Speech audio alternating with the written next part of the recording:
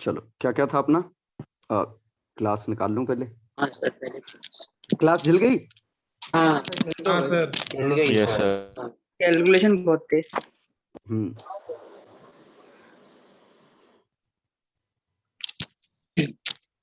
Class थोड़ी सी difficult थी ना? हाँ मैंने पहले ही बोला था मैथमेटिकल थी। कॉन्सेप्ट तो हाँ, ज्यादा नए नहीं थे लेकिन मैथ्स में कैलकुलेशन वाली ज्यादा थी। हाँ फिर ऐसे मैच बिना कैलकुलेटर के कैसे करेंगे? अप्रोक्सीमेट करेंगे ना। एक मिनट में क्या खोल रहा हूँ, मुझे कैनवास खोलना है। तो टी का स्क्वायर टी का वो बन जाता है, उस पे कैसे करेंगे? नहीं वो याद करने पड़ेंगे। नहीं याद करनी कुछ नहीं, सिर्फ ई की याद रखो, 1/e की बस। सब अंदाजे से थोड़ा अप्रोक्सीमेट हो जाती है। हाँ 2.7 का स्क्वायर बताया हमें ऐसे करके। अभी आते हैं अपन को, पहले मैं लेक्चर ढूंढ लूं। मेरा कैपेसिटर मिल गया सर ये। खत्म हो गया कैपेसिटर? हाँ खत्म हो गया। ये टॉपिक बहुत बार आएगा, 3-4 बार आएगा। यही बिल्कुल ऐसे ही एक्सप्रेशन बनेंगे, सब कुछ ऐसे ही होगा। यही टाइम कांस्टेंट का कॉन्सेप्ट आएगा।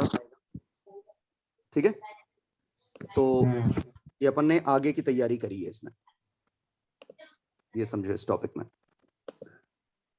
ठीक है, केमिकल काइनेटिक्स हो गया तुम्हारा? नहीं हुआ सर, अभी नहीं हुआ। कॉलेज नहीं से सर। चालू हुआ है। नहीं हुआ। उसमें भी आएगा, उसमें भी आएगा ये फर्स्ट ऑर्डर केमिकल रिएक्शन। तो इसके बाद मैग्नेटिक ही शुरू होगा। मैग्नेटिज्म। सर यहाँ टाउ का सिग्निफिकेंस क्या है सर? कुछ नहीं, मैथमेटिकल टर्म है टॉ। सिग्निफिकेंस मतलब क्या होता है? मतलब आर इंटू सी है ना, मतलब। हाँ वो तो मैथमेटिकली निकल के आया। चलो, ये पहला था कॉन्सेप्ट अपना, चार्जिंग ऑफ कैपेसिटर। पहले चार्जिंग में ये समझ में आया कि चार्जिंग में होना क्या है। इनिशियली चार्ज नहीं था, फाइनली चार्ज मैक्सिमम हो गया। और कितना, सीधे सीवी लिख सकता हूं। ये समझ में आया फाइनली? Yes yes sir.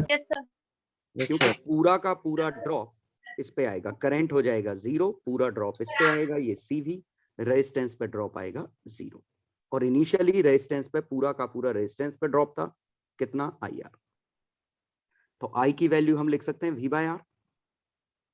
तो T इक्वल टू 0 पे charge 0, current V by R. Infinity पे, पहले ये कॉन्सेप्ट बिल्कुल क्लियर है? Yes sir. ठीक है, कि इनिशियल और फाइनल।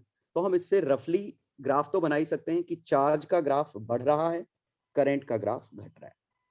क्लियर? यस। और इन्फिनिटी पे चार्ज मैक्सिमम होगा और इन्फिनिटी पे ही करंट 0 होगा। ठीक? सर करंट का ग्राफ दोनों केस में सेम ही रहेगा ना? हाँ दोनों केसेस में सेम, क्योंकि दोनों में करंट घटता ही है। अब Yes. बात है इसके फंक्शन लिखने की। तो या तो आप डिफरेंशियल बना के फंक्शन लिखो, या मैंने एक जुगाड़ बताई थी कि yes sir, initial A plus B plus change 1 minus e to the power minus t upon tau. ये आ जाएगा quantity, value at Q, sorry T. हाँ वैल्यू एट टी, ये वैल्यू एट टी। तो जैसे पहले केस में इनिशियल 0 है, फाइनली कितना है, Q मतलब CV 1 minus e to the power minus t by tau। लेकिन इसमें इनिशियली है V बाय आर, फाइनली है 0, तो चेंज आया माइनस V बाय आर का।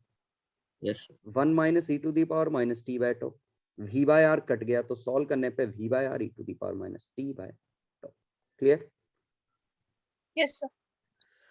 है ना? वैसे भी ये आपको ये डायरेक्ट समझ में आ जाना चाहिए कि ये graph e to the power minus X का टाइप का ग्राफ है। यस। तो अगर आपका कभी ग्राफ ऐसा बना किसी वैल्यू से 0 हुआ है, तो आप सीधे i equal to I naught e to the power minus t by tau compare करके आप सीधे भी सोच सकते थे। क्लियर? इसे हम एक्सपोनेंशियल डिके कहते हैं। और एक्सपोनेंशियल क्यों? e की पावर हाँ, की पावर का फंक्शन है। बिल्कुल। सर टाउ और टाइम में क्या अंतर है? टाउ और टाइम में क्या अंतर है? टाइम तो टाइम है, सिंबल है तो कांस्टेंट है ना। हाँ एक मिनट, ये जरूर समझना, लीनियर वेरिएशन और एक्सपोनेंशियल वेरिएशन में डिफरेंस। मैं दोनों के ये ग्राफ बना रहा हूँ। तो ये मान लो वैल्यू T0 होती, ये T0 होती, ये T0 होती। तो अगर ये इनिशियल वैल्यू Q है, तो यहाँ पे जितना लॉस होगा उतना ही लॉस यहाँ होगा। ये समझ गए लीनियर वेरिएशन का मीनिंग? Yes, sir. कि पहले टी नॉट में डेल्टा क्यू का लॉस हुआ, अगले में भी डेल्टा क्यू का, तो ये अलग अलग टी नॉट पे बात करूं तो ये क्या बनेगा? टी डेल्टा क्यू Q ये minus अर्थ T delta. एपी बना, एपी बना। AP Yes, sir. Yes, sir.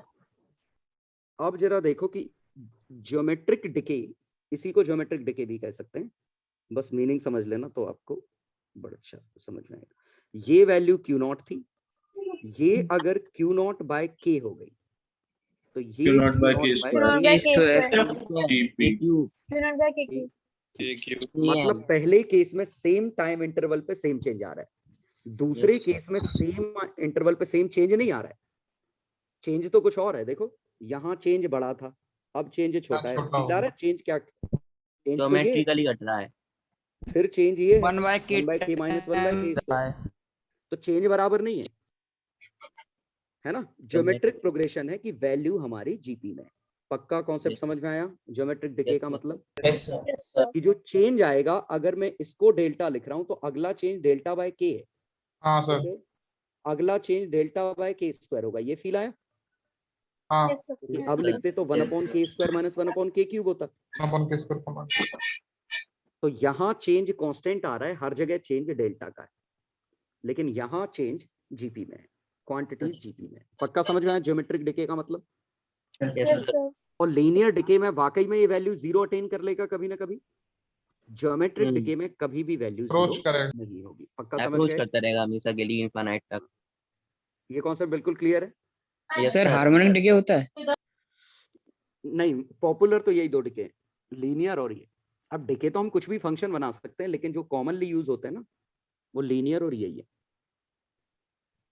Even physics में आप देखोगे यही, सिर्फ यही दो डिके दिखेंगे हर जगह। न्यूक्लियर में भी। हाँ, जितनी भी जगह डिफरेंशियल बनेगी ऐसे ही कुछ बनेगा। अब मैं एक बहुत इंपॉर्टेंट कॉन्सेप्ट बताना चाह रहा हूँ कि लीनियर अगर होता तो हम क्या ग्राफ बना सकते हैं बिल्कुल आसानी से। जैसे ये वैल्यू क्यू नॉट होती स्ट्रेट लाइन। है ना, तो मान लो ये 3 सेकेंड होता और ये वैल्यू हो गई क्यू नॉट बाय 3 या 2 क्यू नॉट बाय 3। फंक्शन लिख सकते हैं। इनिशियल कितना था क्यू नॉट माइनस चेंज कितना का आया 3 सेकंड पे क्यू बाय 3 का चेंज। Q by 3 का change. 3 सेकंड पे तो टी सेकंड पे कितना? ये फील आया? Yes, sir. वैसे लीनियर डिके कभी होता नहीं है ना? क्यों? नहीं। अरे मैथ्स है, ये मैथ्स का क्वेश्चन है। अब अगर इसी में एक्सपोनेंशियल डिके होता तो फंक्शन कैसे लिखते? 3 सेकंड में वैल्यू कितनी आई 2 क्यू बाय 3, इनिशियली कितनी थी Q, तो ये क्या होता Q इक्वल टू Q हर 3 minus सेकंड में 2 बाय 3 हो रही है, Yes, sir. तो ऐसे T बाय 3। ये समझ में आया? yes, sir. Yes, sir. Geometric decay है तो 3 सेकंड में वैल्यू Q से Q बाय 3 हो गई, तो T 6 सेकंड में कितनी होगी? Q से Q by 9। Q by 9. 9 second में Q से Q बाय Q 27 by 77. ये होता। तो T सेकंड में हम कैसे सोच रहे हैं कि ऐसे Q by कितने 3 की पावर T. 3 है, समझ गए? Yes, sir. 3 to the power T by 3। ठीक है, Yes, sir. तो हम ज्योमेट्रिक ऐसे करते हैं कि T सेकंड में इतने गुना हुआ तो अगले T सेकंड में उतने गुना फिर होगा, तो हम उसी तरीके से डायरेक्ट ज्योमेट्रिक डिके लिख लेते हैं। तो ज्योमेट्रिक डिके की इस तरह से हम डेफिनेशन लिखेंगे। पक्का आया समझ में? Yes. ये बहुत इंपॉर्टेंट, बहुत ही इंपॉर्टेंट ये चीज। Yes, sir. ठीक है, कंफ्यूजन हटाने के लिए मैं क्या करता हूँ, इसको क्यू बाई ईटा कर देता हूँ, ईटा है ना, तो ये क्या बनेगा 1 by ठीक। 1/8. और अगर 3 की जगह कुछ टी नॉट टाइम होता तो यहाँ T क्या by होता? D. T by T naught. ऊपर भी टी नॉट कर दूं, यहाँ भी कुछ क्यू बाय ईटा कर दूं, लेकिन यहाँ एक्सप्रेशन कुछ और बनने वाला है। क्या बनेगा? Q minus Q by D. तो ये नोट करना है. हाँ रुको, अभी खत्म हो जाने दो बात को। हाँ, दोनों एक्सप्रेशन समझ में आए क्या है? हाँ सर। है ना, और क्यू बाय ईटा को मैं क्यू नॉट से क्यू ले लूं, क्यू नॉट डैश, तो यहाँ क्या आता Q minus Q dash. ठीक है, और यहाँ Q नॉट डैश होता तो Q beta. झल गया। Yes. Yes, sir. आया समझ में? तो ये एक्सपोनेंशियल और लीनियर डिके में क्या अंतर है? एक जीपी है, एक एपी है। ये वाला हमारा एपी था, ये वाला हमारा जीपी था। ठीक, ऐसे क्वेश्चन क्योंकि बहुत बहुत बनेंगे, बहुत बार बनेगा कि आपका सीधा एक्सप्रेशन ऐसे लिखा होगा कि ये वैल्यू मान लीजिए 16 थी, अब ये वैल्यू यहाँ 5 सेकंड में ये वाली वैल्यू हो गई 12। अब बोली होती बताओ y और x का रिलेशन क्या है। ठीक है, तो value quantity q equal to initially कितनी थी 16, 5 सेकंड में कितने गुना हो गई 12/16 टाइम्स। तो ऐसे t में कितने 5 सेकंड है उतनी बार ये हो जाएगा। आ गया फंक्शन लिखना समझ में? Yes, sir. ठीक है, हाँ आप इसी फंक्शन को हमेशा से इस फॉर्म में लिख सकते थे। अब बात ये उठी टॉ कैसे निकालेंगे? R into C. दोनों तरफ लॉग ले लो, टॉ मिल जाएगा। अगर पूछा होता इस फंक्शन का टाइम कांस्टेंट क्या है, तो ये 5 थोड़ी ना टाइम कांस्टेंट है। तो टाइम कांस्टेंट के लिए फंक्शन आपका फंक्शन हमारा इस फॉर्म का होता 16 काटा, लॉग ले लो, तो t/5 log 12/16 is equal to minus t log tau. तो t से t कटा, मिल गया टॉ। तो इस तरीके से हम टॉ निकाल देंगे। ठीक है, सर ज्योमेट्रिकल डिके और एक्सपोनेंशियल डिके दोनों सेम ही है, एक ही मतलब चीज है, एक ही चीज। एक्सपोनेंट मतलब क्या होता है? ए की पावर। ये आ गया समझ में? हाँ सर। Yes. सर ऐसे कंपाउंड इंटरेस्ट में होता है ना, मतलब वो इंक्रीज होता है बट कंपाउंड इंटरेस्ट भी सेम है। देखो कंपाउंड Simple इंटरेस्ट interest क्या होता है, वो और टाइम एनुअल की होता है। आती जैसे पहले वैल्यू क्यू नॉट थी, है ना, R% का रेट है, मान लो 3% का रेट है, तो 1 साल बाद कितनी हो गई 103/100। हाँ सर, तो n ईयर्स बाद क्या हो गई इसकी पावर 103/100 पावर n। लेकिन ये क्या है, एनुअली बढ़ रहा है, तो यहाँ n एक इंटीजर है, n इंटीजर है, समझ गए? लेकिन कंटिन्यूअस अगर डिके होता, कंटिन्यूअस ग्रोथ होती, जैसे पॉपुलेशन होता, तो पॉपुलेशन में जैसे पहले पॉपुलेशन थी p0, 1 साल बाद पॉपुलेशन हो गई p0 इंटू 1.2, ये हो गई। तो n ईयर्स बाद कितनी होगी, तो p0 इंटू 1.2 n। ये समझ में आया? सोचो, हर साल में 1.2 बढ़ जाए, टाइम्स हो जाएगी ना। Yes, sir. Yes. पॉपुलेशन का ग्रोथ समझ में आया? एक्सपोनेंशियल है।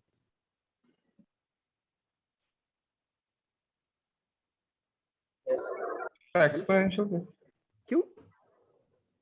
ये भी तो एक्सपोनेंशियल है। अरे हर साल में 20% बढ़ रही है, तो ये 120/100 का बार बार मल्टीप्लाई होगा ना। हाँ सर। ठीक है, लेकिन अगर टी ईयर्स में पूछा होता है या टी डेज में पूछा होता, आफ्टर टी डेज, तो हम लिखते p is equal to p0 1.2 t/365। झल गया? Yes, sir. Yes. तो मैं एक बहुत ही इंपॉर्टेंट यहाँ कॉन्सेप्ट कहना चाह रहा हूं कि q is equal to Q0 अगर ये something to the power something है, तो हम ये समथिंग की वैल्यू कुछ भी ले सकते हैं, 2, 3, e 4, 10, कुछ भी ले सकते हैं। ये आपस में इंटर कन्वर्टिबल है। 1.4 ये पॉइंट समझ में आया क्या कहना हूं मैं? कि हाँ, जरूरी नहीं आंसर हमारा, जैसे ये लिखा है Q0 1/2 to the power t/t0, तो हम हमेशा इसको कन्वर्ट कर सकते हैं 1/3 t/t0 डैश, इसी को 1/t/τ, इसी को 2/3 टाइम कांस्टेंट चेंज हो जाएगा। t double dash. ये समझ गए? Yes, sir. जैसे हाफ ईयर में हुआ। है ना, तो हम कुछ भी कर सकते हैं। यहाँ कुछ भी हो सकता है और ऑल आर इक्वली रिलेटेड। अगर यहाँ बेस बदल रहा है पावर का, तो यहाँ पावर का ये एक्सपोनेंट भी चेंज हो रहा है। सर ठीक टी हाफ और टॉ और में मैं क्या रिलेशन? इससे मैं कह सकता हूँ 1/2 to the power 1/t0 is equal to 1/3 to the power 1 upon T naught dash is equal to 1/e to the power 1 tau is equal to 2/3 to the power 1/t double dash. झेला? Yes, sir. 2/3, हाँ 2/3। समझ गए Yes. कि ये सभी चीजें बराबर होंगी। इसका मतलब इसके हिसाब से ऑटोमेटिकली वैल्यू निकल आएगी। तो जैसे हमें टॉ और 1/2 में रिलेशन चाहिए, तो ये दो एक्सप्रेशन सेम होने चाहिए। टी हाफ और टॉ में रिलेशन चाहिए अच्छा मतलब यही रिलेशन था। तो ये आ गया 1/2 to the power T by T naught is equal to 1/2 the power T by tau. T cut गया, समझ गए? ठीक कैसे कटेगा? अरे टी सेम है ना दोनों जगह पावर में।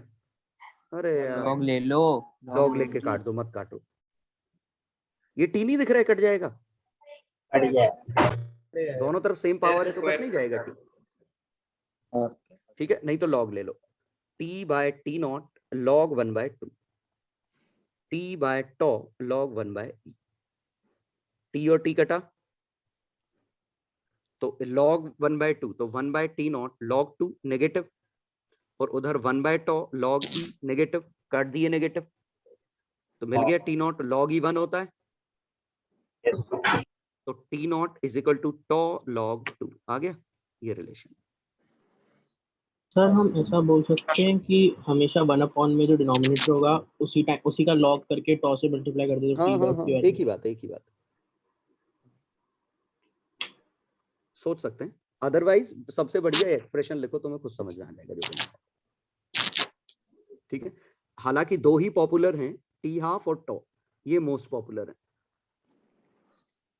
ठीक है, टी हाफ क्या है? जब क्वांटिटी आधी हो गई। और टॉ क्या है? जब क्वांटिटी 1/e हो गई। कब की बात कर रहे हैं? एक्सपोनेंशियल डिके में, जब डिके हो रहा। सर मतलब टॉ वो टाइम है जब क्वांटिटी 1/e हो जाएगी। हाँ बिल्कुल, ठीक है। Yes. तो सर, ये अगर मतलब हमारा 2 ये ग्राफ है, अगर हमारा ये ग्राफ है, ये क्वांटिटी Q है, तो Q का आधा कहाँ होगा? यहाँ पे। ये समझ गए? और 2t हाफ क्या होगा? ये Q/4. 2t हाफ पे अगर मैंने 2/4 ग्राफ सही बनाया है तो इसके मिड पॉइंट पे आएगा। ये समझ गए? इन दोनों का मिड पॉइंट जब मैं एक्सटेंड करूंगा तो जहां पे मीट करेगा वो 3t हाफ है। और इसका मतलब मैंने 3t ग्राफ हाफ। काफी हद तक सही बनाया है, यस सर सही लग रहा है बिल्कुल।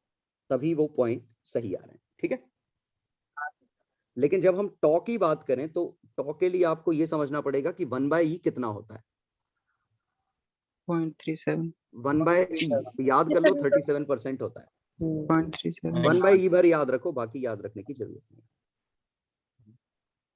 नहीं सर हम निकाल लेते हैं। सिर्फ 1/e याद मैं रखो। स्क्वायर वाले भी बनते हैं टर्म्स। हाँ तो जरूरत लगेगी तभी देखेंगे उसको। तो यहां से ये Q था, तो Q का 37% ये बनता, यस सर। 8.8.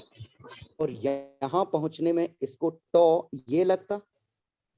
तो दिख रहा है टॉ और टी हाफ में कौन बड़ा है? टॉ बड़ा है, क्योंकि टी हाफ तो यहाँ कहीं आता। समझ गए?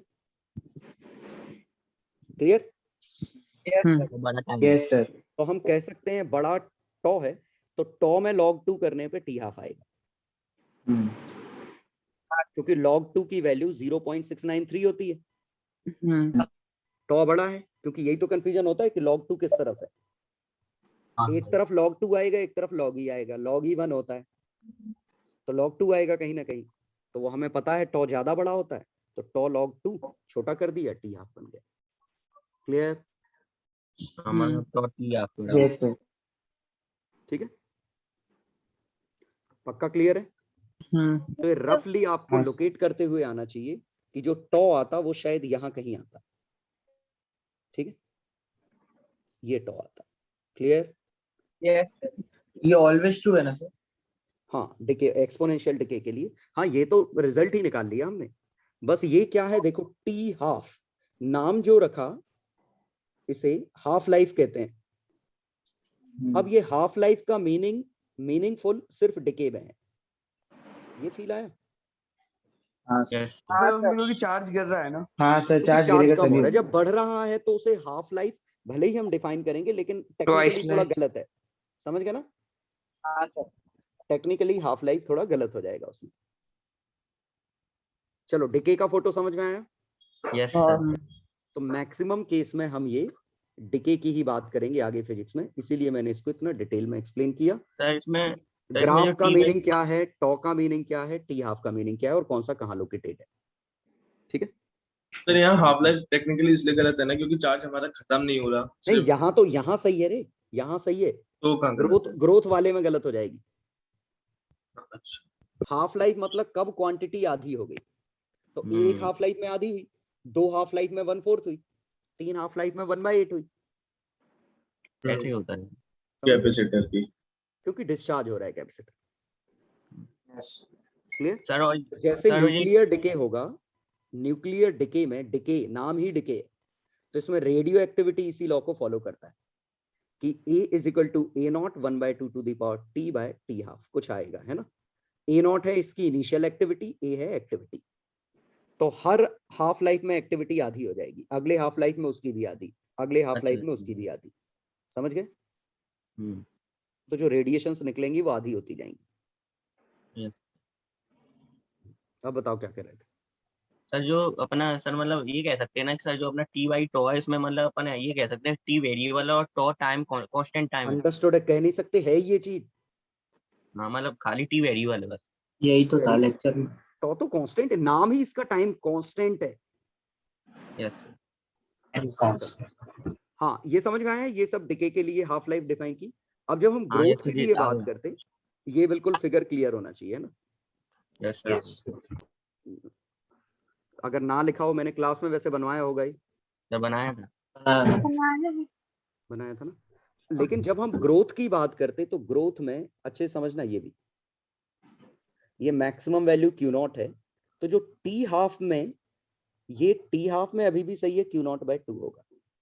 लेकिन ये जब 2T हाफ की बात करेंगे 3Q/4 तो ये 3Q/4। 1/4 कम होगा। ठीक है, मतलब जितना, देखो हम कैसे सोचते हैं, बढ़ना जितना था Q0 उसका आधा बढ़ेगा फर्स्ट हाफ लाइफ में, और अगली हाफ लाइफ में अब जितना बढ़ना है उसका आधा बढ़ेगा। तो उसकी अगली हाफ लाइफ में वैल्यू कितनी हो जाएगी? 7Q/8 क्योंकि इतनी बढ़ चुकी है, इतनी बढ़ चुकी है, अब इतनी बढ़ेगी। समझ गए? Yes sir. तो ये हमारा ग्रोथ का केस है। इसीलिए टेक्निकली हाफ लाइफ थोड़ा गलत हो जाता है यहाँ, क्योंकि चीजें हाफ नहीं हो रही हैं, चेंज का हाफ हो रहा है। पहले चेंज जो आया अब उसका हाफ आया, अब उसका हाफ आया, लेकिन चेंज क्यूमुलेटिव है, ऐड होंगे, तो क्वांटिटी तो हमारी ऐसी हो जाएगी। पक्का समझ गए? कंफ्यूजन तो नहीं इसमें? No sir. तो मैं रिकमेंड करूंगा, हाँ मैं रिकमेंड करूंगा कि इसका भी ग्राफ आपको बिल्कुल क्लियर होना चाहिए कि एक हाफ लाइफ में हम कहाँ पहुंच रहे हैं। तो ये पहला टी हाफ है, और एक्स डायरेक्शन पे मैं इक्विडिस्टेंट रख रहा हूं, 2T हाफ। एक्स डायरेक्शन में रफली हमने सर 40 हाफ में तो पहुंच ही जाते हैं। 5T हाफ में लगभग 5T हाँ, है ना, लगभग पहुंच जाता 5-6 में तो हम मान लेते हैं। तो ये Q/2, 3Q/4, 7Q/8, और ये फाइनली तो अपना Q था ही। ठीक है, इसी में अगर हम E में बात करते तो E में पहले E में 63% पहुंच जाएंगे टॉ में। ये समझ गए? Yes sir. 2 टॉ में तो उतना ही डिस्टेंस में फिर आगे ले गया, तो ये जो वैल्यू आई 86 ये 0.86 ठीक है, तो क्या होगा? 63% ऑलरेडी पहुंच चुका है।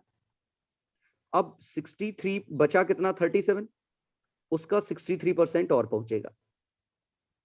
ठीक है, या आप फंक्शन लिखो e, या e⁻t/τ था, t की वैल्यू 2τ छापो, तो वैल्यू आएगी 1 - 1/e²।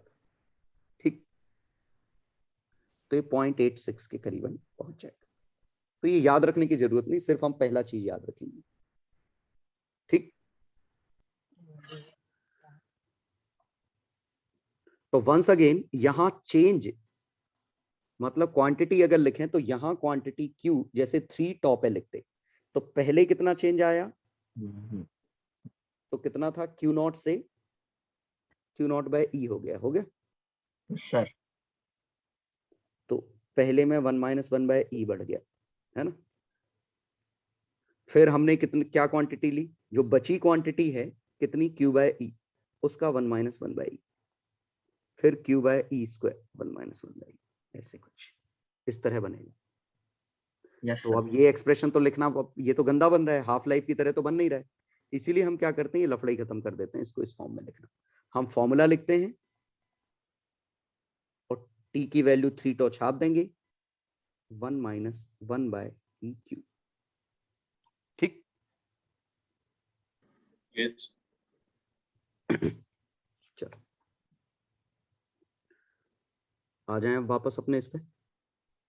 तो बेसिकली आज की क्लास में सिर्फ ये ग्राफ समझने थे दो, एक डिके का है, एक ग्रोथ का है ना। और उसके बाद बस आपको एक चीज याद रखनी है कि टाइम कांस्टेंट आता है RC, और अगर ये रट लो तो एक्सप्रेशन, डेरिवेशन, डिफरेंशियल इक्वेशन किसी की जरूरत ही नहीं है। ठीक है, बस टॉ याद रखेंगे। हाँ क्या? जीपी का ही सम लिखा था ना हाँ नीचे, जो हाँ, आप वो ऊपर ले जाके फिर बाइनोमियल लगा देते हैं, नहीं बाइनोमियल नहीं लगाएंगे, इनफाइनाइट जीपी का मतलब वो समेशन नीचे लेके आ जाते। हाँ हम्म, वही तो, वो नीचे ले आते हैं ना हम लोग, जैसे हाँ -1 को नीचे ले आते हैं, हाँ, अंदर ले, वही वही सेम चीज थी ना। बिल्कुल हाँ। बिल्कुल सेम चीज थी। तो ये मैंने यहाँ तक यही एक्सप्लेन किया है, हाफ लाइफ की मीनिंग समझ में आ गई। ये पक्का समझ में आए, दो ग्राफ, एक ग्राफ ऐसे डिके हुआ, एक ऐसे डिके हुआ, यस सर। तो जो जल्दी डिके हुआ उसका टॉ1 कम था। तो मतलब कम टाइम होगा। तो ज्यादा वो तो वैसे फॉर्मूले से भी समझ सकते हैं। डायरेक्टली भी समझ सकते हो, टाइम जितना ज्यादा लग रहा है उतना स्लो है, तो ये जल्दी डिके हो गया, ये क्विक है, टू मतलब ज्यादा टाइम कांस्टेंट। स्लो है। ठीक, इवन हम ग्रोथ में भी बना सकते हैं, एक ग्राफ ऐसा है, एक ग्राफ ऐसा है, कौन सा टॉ1 और टॉ2 में ज्यादा है? टॉवन टॉवन ज्यादा है। टॉ1 ज्यादा है, तो जाना है मुझे नहीं टॉ2 ज्यादा है ना। टॉटू टॉ1 जल्दी अपने मैक्सिमम पे पहुंच गया, टॉ2 देर में पहुंचा। ठीक, चलो मतलब कौन स्टडी स्टेट कितने जल्दी अचीव कर ले रहा है। सर जो बल्ब है ना खत्म हो जाते सर, वो यही केस है। नहीं बल्ब का इससे क्या लेना देना, नहीं मतलब जो मतलब बल्ब है ना कुछ समय बाद है ना खत्म डिम होते आते। कौन से बल्ब? सर आप सर बल्ब जो डिम नहीं होते आते। बल्ब कहाँ डिम होते हैं यार, नहीं सेल बैटरी खत्म होती है टॉर्च वॉर्च की, फ्यूज हो जाते हैं। असली वाले बल्ब अच्छा कहाँ डिम होते हैं, वो तो हमेशा सेम मतलब होम ब्राइटनेस पे अप्लायंस जलते में ऐसा नहीं होता। हैं। होम और उसमें अप्लायंसेस, कैपेसिटर कहाँ अरे वो होता है उसमें? बैटरी कमजोर हो जाती है, जो हम नॉर्मल बैटरी वाली चीजें यूज करते हैं, सर वो बोल रहा है जो बल्ब फ्यूज हो जाता है। वो तो खत्म ही हो गए। अरे बल्ब तो या तो फ्यूज होता है या नहीं होता, दो ही चीजें तो होती हैं, बीच का कहाँ होता है बल्ब में। वही। हाँ यस सर। धीमे धीमे थोड़ी खत्म होता है, बल्ब तो एकदम से खत्म हो जाता है। चलो ये पहला आ गया समझ में क्वेश्चन। पहले हमने कैपेसिटर को क्विक चार्ज कर लिया और अब डिस्चार्ज कर रहे हो, तो ये डिके वाला क्वेश्चन है। ठीक है, तो चार्ज की मैक्सिमम वैल्यू कितनी थी 30 माइक्रोकूलम, और ये डिके हो रही है, और डिके के लिए एक्सप्रेशन बनेगा ऐसा। क्लियर, ये हमने रफली ग्राफ से अंदाज लगा दिया कि 30 माइक्रोकूलम से 0 हो जाएगा, ये चार्ज है टाइम के साथ। और टॉ की वैल्यू कितनी है, आर और सी 60 मिली सेकेंड, यही है ना। यस 60 मिली सेकेंड। 30 और करंट का निकालना है तो या तो आप इसको डेरिवेटिव कर दो, समझ गए, -dq/dt कर दो। ये माइनस समझ में आया क्यों? हाँ सर वो चार्ज बाहर निकल रहा है, कम हो रहा है, हमने चार्ज यार ये टॉ 10 सर, टॉ 10 है इधर, 10 है टॉ। क्यों? ओके मना- 5 10 है, 10 है, सही कह रहे, 10 माइक्रोकूलम। ठीक, तो या तो आप डेरिवेटिव कर दो तो भी आंसर आ जाएगा, क्योंकि ये माइक्रोकूलम में, तो करंट लिखते तो 30 by tau E to the power minus T by tau. 30 micro है और टॉ कितना है, 10 मिली है, तो ये 3 मिली हो जाएगा ampere e to the power minus T by tau. या तो तरीका ये था, लेकिन बेहतर तरीका ये है कि करंट का ग्राफ हम बना सकते हैं। इनिशियली करंट कितना होगा, इसका 6 वोल्ट, इसका 2 किलो ओम, तो 3 मिली एम्पियर। फाइनली करंट 0, तो आई की value 3 to the power minus T by tau. ठीक। यस तो बेस्ट अप्रोच क्या है, आप ग्राफ सोच लो उसका और उसके हिसाब से फंक्शन बना लो, और टॉ तो निकालना तो आता है। टी की मैक्सिमम वैल्यू इन्फिनिटी जाती है कि टॉ जाती है, सिर्फ टॉ तक ही जाती है? क्यों इन्फिनिटी जाएगी ना, टॉ तो इतना ही है, यहाँ पे क्यों रुक जाएगा, यहाँ पे क्यों रुकेगा, ग्राफ तो बढ़ता ही जाएगा ना। सर इसमें पावर कंज्यूम्ड बाय कैपेसिटर निकालना होता।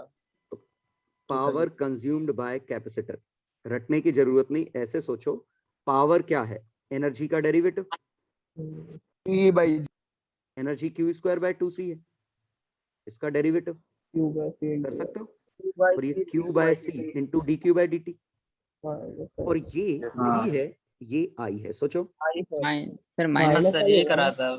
हाँ तो इनडायरेक्टली वोल्टेज इनटू करंट ही लिखा है, लेकिन वोल्टेज क्या है, ड्रॉप ऑन कैपेसिटर और करंट थ्रू कैपेसिटर। सर मतलब इधर भी रजिस्टर जैसा आ गया मतलब। हाँ, हमेशा ही ऐसा आएगा, या आप सीधे फंक्शन लिख के डिफरेंशिएट कर दो, आपकी मर्जी। ठीक, यहाँ पर एक माइनस आएगा क्या, मतलब एक्स्ट्रा लगाना पड़ेगा dq by dt के लिए? हाँ, माइनस एक्स्ट्रा लगाना पड़ेगा ना, तो पावर वो सप्लाई नहीं कर रहा है, एब्जॉर्ब कर रहा है, तो अपने आप कॉमन सेंस में एक माइनस लगा है, तो हम क्या कॉमन सेंस से साइन लिख देते हैं। सर रजिस्टर जैसा एक्सप्रेशन आ रहा है, इसका सर कोई लॉजिक है मतलब वैसा? क्यों, डायमेंशनली तो वोल्टेज इनटू करंट ही बनेगा ना हमेशा, पावर। यस सर, मैथमेटिकल समझ में आ गया, सर फिजिकल ऐसा कोई लॉजिक? बिल्कुल सही है, लॉजिकली भी आएगा। ये बताओ, ये क्यू था, ये माइनस क्यू, अगर एक डी क्यू चार्ज यहां से यहां पहुंच गया, यहां से डी क्यू आया, यहां पहुंच गया, तो डी क्यू पे पोटेंशियल डिफरेंस, इसका पोटेंशियल V1, इसका पोटेंशियल V2, तो ये V1 माइनस V2 है, ये लॉस इन एनर्जी है, हाँ, और V1 minus V2 Q by C है, yes by dt by dt, बन गया वही। यस। चलो, तो पावर सप्लाइड बाय कैपेसिटर, तो एनर्जी का डेरिवेटिव कर दो, वो पावर आ जाएगी, power by resistor I square R, ये पावर एट रेजिस्टर, और d by D t of Q square by 2c, ये power by capacitor at capacitor, और power at battery v into I, power at battery, obviously तीनों time के function. चलो, ये expression आ गया था पूरा समझ में, ये वाला क्वेश्चन। Yes sir. अब ये चार्जिंग ऑफ कैपेसिटर का एग्जांपल लिया होगा कोई सा, अब लूंगा शायद, अब आएगा। चलो, तो चार्जिंग ऑफ कैपेसिटर और डिस्चार्जिंग ऑफ कैपेसिटर हैं बहुत ही सिंपल से कॉन्सेप्ट। जैसे ये था, ये चार्जिंग का केस है या डिस्चार्जिंग का? चार्जिंग चार्जिंग क्योंकि इनिशियली चार्ज 0 है, फाइनली चार्ज 60 मिली कूलम है? और चार्ज का ग्राफ ऐसा है, सर और बैटरी देख के भी समझ सकते हैं। हाँ, करंट का ग्राफ कैसा है, तो पूरा का पूरा ड्रॉप इस पे 3 एम्पियर, और फाइनली करंट 0, तो करंट का ग्राफ बनेगा 3 to the power minus T by tau, charge का ग्राफ बनेगा 60 1 minus E to the power minus T by tau milli coulomb ampere. बस टॉ क्या है, आर और सी का प्रोडक्ट, 20 मिली सेकेंड, झेल गया। अब एक बार हमें चार्ज और करंट का एक्सप्रेशन मिल गया, अब तो इसके बाद मैथमेटिक्स है पूरी। जैसे 40 log 2 पे करंट, तो 40 log 2 छाप दो, एनर्जी निकालनी है तो चार्ज निकालो, क्यू स्क्वायर बाय 2c कर लो, कर सकते हैं सब, यस है ना। आप अगर डायरेक्ट सोचो तो ये समझ में आ जाएगा कि 40 log 2 2t हाफ लिखा है, लिखा है, 100 log 2 t हाफ है, तो 20 log 2 एक t हाफ है, तो ये 2t हाफ है, तो करंट डिके हो रहा है, तो ये 3 एम्पियर से 2 टी हाफ में 3/4 चल रहा है। Yes sir, yes sir. Capacitor का चार्ज इंक्रीज हो रहा है, मैक्सिमम 60 लेना है, तो 60 का 3/4 हो जाएगा ये 2 टी हाफ में। पहले टी हाफ में 30 माइक्रोकूलम बढ़ेगा, अगले में 15 बढ़ेगा, तो ये 45 माइक्रोकूलम हो जाएगा। और Q²/2C लगा दें, ये एनर्जी आ जाएगी, है ना। सर चार्ज बढ़ रहा है ना, तो 95 नहीं आना चाहिए। 60 से बड़ा कैसे हो जाएगा? 60 मैक्सिमम है। अच्छा मैक्सिमम, ठीक है सर, ठीक है। अरे एक टी हाफ में 30 पहुंचेगा, अगले टी हाफ में 45, नहीं चल रहा है। हाँ सर, मैं उल्टा कर रहा था, ठीक है। अब दूसरे टी चार्ज से मिल गया, पहले Q²/2C लगा दो। हाँ आ गया सर। समझ में? यस। आप इसकी जगह एक और चीज कर सकते हो एनर्जी ऑफ कैपेसिटर के लिए, वोल्टेज का ग्राफ, वोल्टेज ऑन कैपेसिटर। ये सोच पा रहे हो, इसका ग्राफ ऐसे ही बनेगा और 6 वोल्ट पहुंचेगा। यस सर, वो हाँ Q by Q/C Q Q/C तो होगा जाएगा। वोल्टेज। हाँ, तो उसका सिर्फ C वोल्टेज से ही तो बताया डिवाइड करना कैपेसिटर का समय के है, साथ। वोल्टेज ऐसा बनता। ऑब्वियसली रेजिस्टर का वोल्टेज ऐसा होता 6 वोल्ट से चालू है। क्लियर? Yes, बस होना ही चाहिए। लेकिन कैपेसिटर का वोल्टेज अगर निकालें तो 4.5 वोल्ट हो गया ही 2 टी हाफ में। तो हाफ CV² लिख सकते हैं, हाफ 10 मिली फैराड इंटू 4.5 का स्क्वायर, ये एनर्जी है। Q²/2C लगाओ या हाफ CV², एक ही बात है। ठीक, सर वो आपने 2T हाफ डायरेक्ट कैसे बोल दिया था, एक बार ये बता दीजिए। बताया तो था अभी, 20 log 2 एक टी हाफ है। Yes. अच्छा, ये 40 log निकालना 2 पड़ेगा। अच्छा ओके ओके, ठीक है, सॉरी। अगर ये इतना अच्छा नहीं निकलता तो फंक्शन में छापते हैं हम, ईवी की टर्म में आंसर आते। अभी वो लॉग कट गए होंगे ना जब सॉल्व किया होगा तो। सर ये तो अपन को याद था, इसलिए अपन ने करना। हाँ सर। तो इतना तो याद रखना ही है कि टी हाफ और टॉ में क्या रिलेशन है, और टॉ RC है, ये तो याद रखना ही है। ठीक, चलो क्वेश्चन नंबर 1 था। क्वेश्चन नंबर 2 में, सर इसके मैक्सिमम क्यू वाले क्वेश्चन नंबर 2 समझ में आया? पहले हमने ऊपर कनेक्ट कर रखा था, तो इस पे चार्ज आ गया कितना, 4 माइक्रोकूलम। अब 4 माइक्रोकूलम को हमने इससे कनेक्ट किया, तो 4 और 2 6 ओम रेजिस्टेंस हो गया, और चार्ज आया 4 मिलीकूलम। तो इसके बाद चार्ज डिके करेगा 0। बस टॉ की वैल्यू क्या लिखोगे, RC, वोल्टेज भी डिके करेगा। तो 6 ओम इंटू 2 मिली सेकेंड। बस सर मैक्सिमम क्यू निकालना नहीं आया मेरे को इसमें। क्या, मैक्सिमम क्यू ऑन कैपेसिटर, कहाँ पूछा? यही सेकंड तो क्वेश्चन। इनिशियली तो है मैक्सिमम कैपेसिटर पर चार्ज, ये 4 माइक्रोकूलम ही तो है, मिलीकूलम।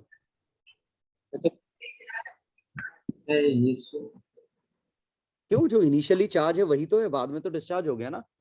अच्छा, जो डिस्चार्ज और चार्ज होने के बीच का चार्ज। लेकिन ये शायद 4 मिलीकूलम नहीं है, 12 log 3 तक ही। हाँ वही तो, इसलिए कुछ और कम आएगा, वो हमें ऐसे देखना पड़ेगा। फंक्शन से निकालें। हमने इसको कनेक्ट किया तो इसका फंक्शन बनेगा Q = CV e⁻t/τ।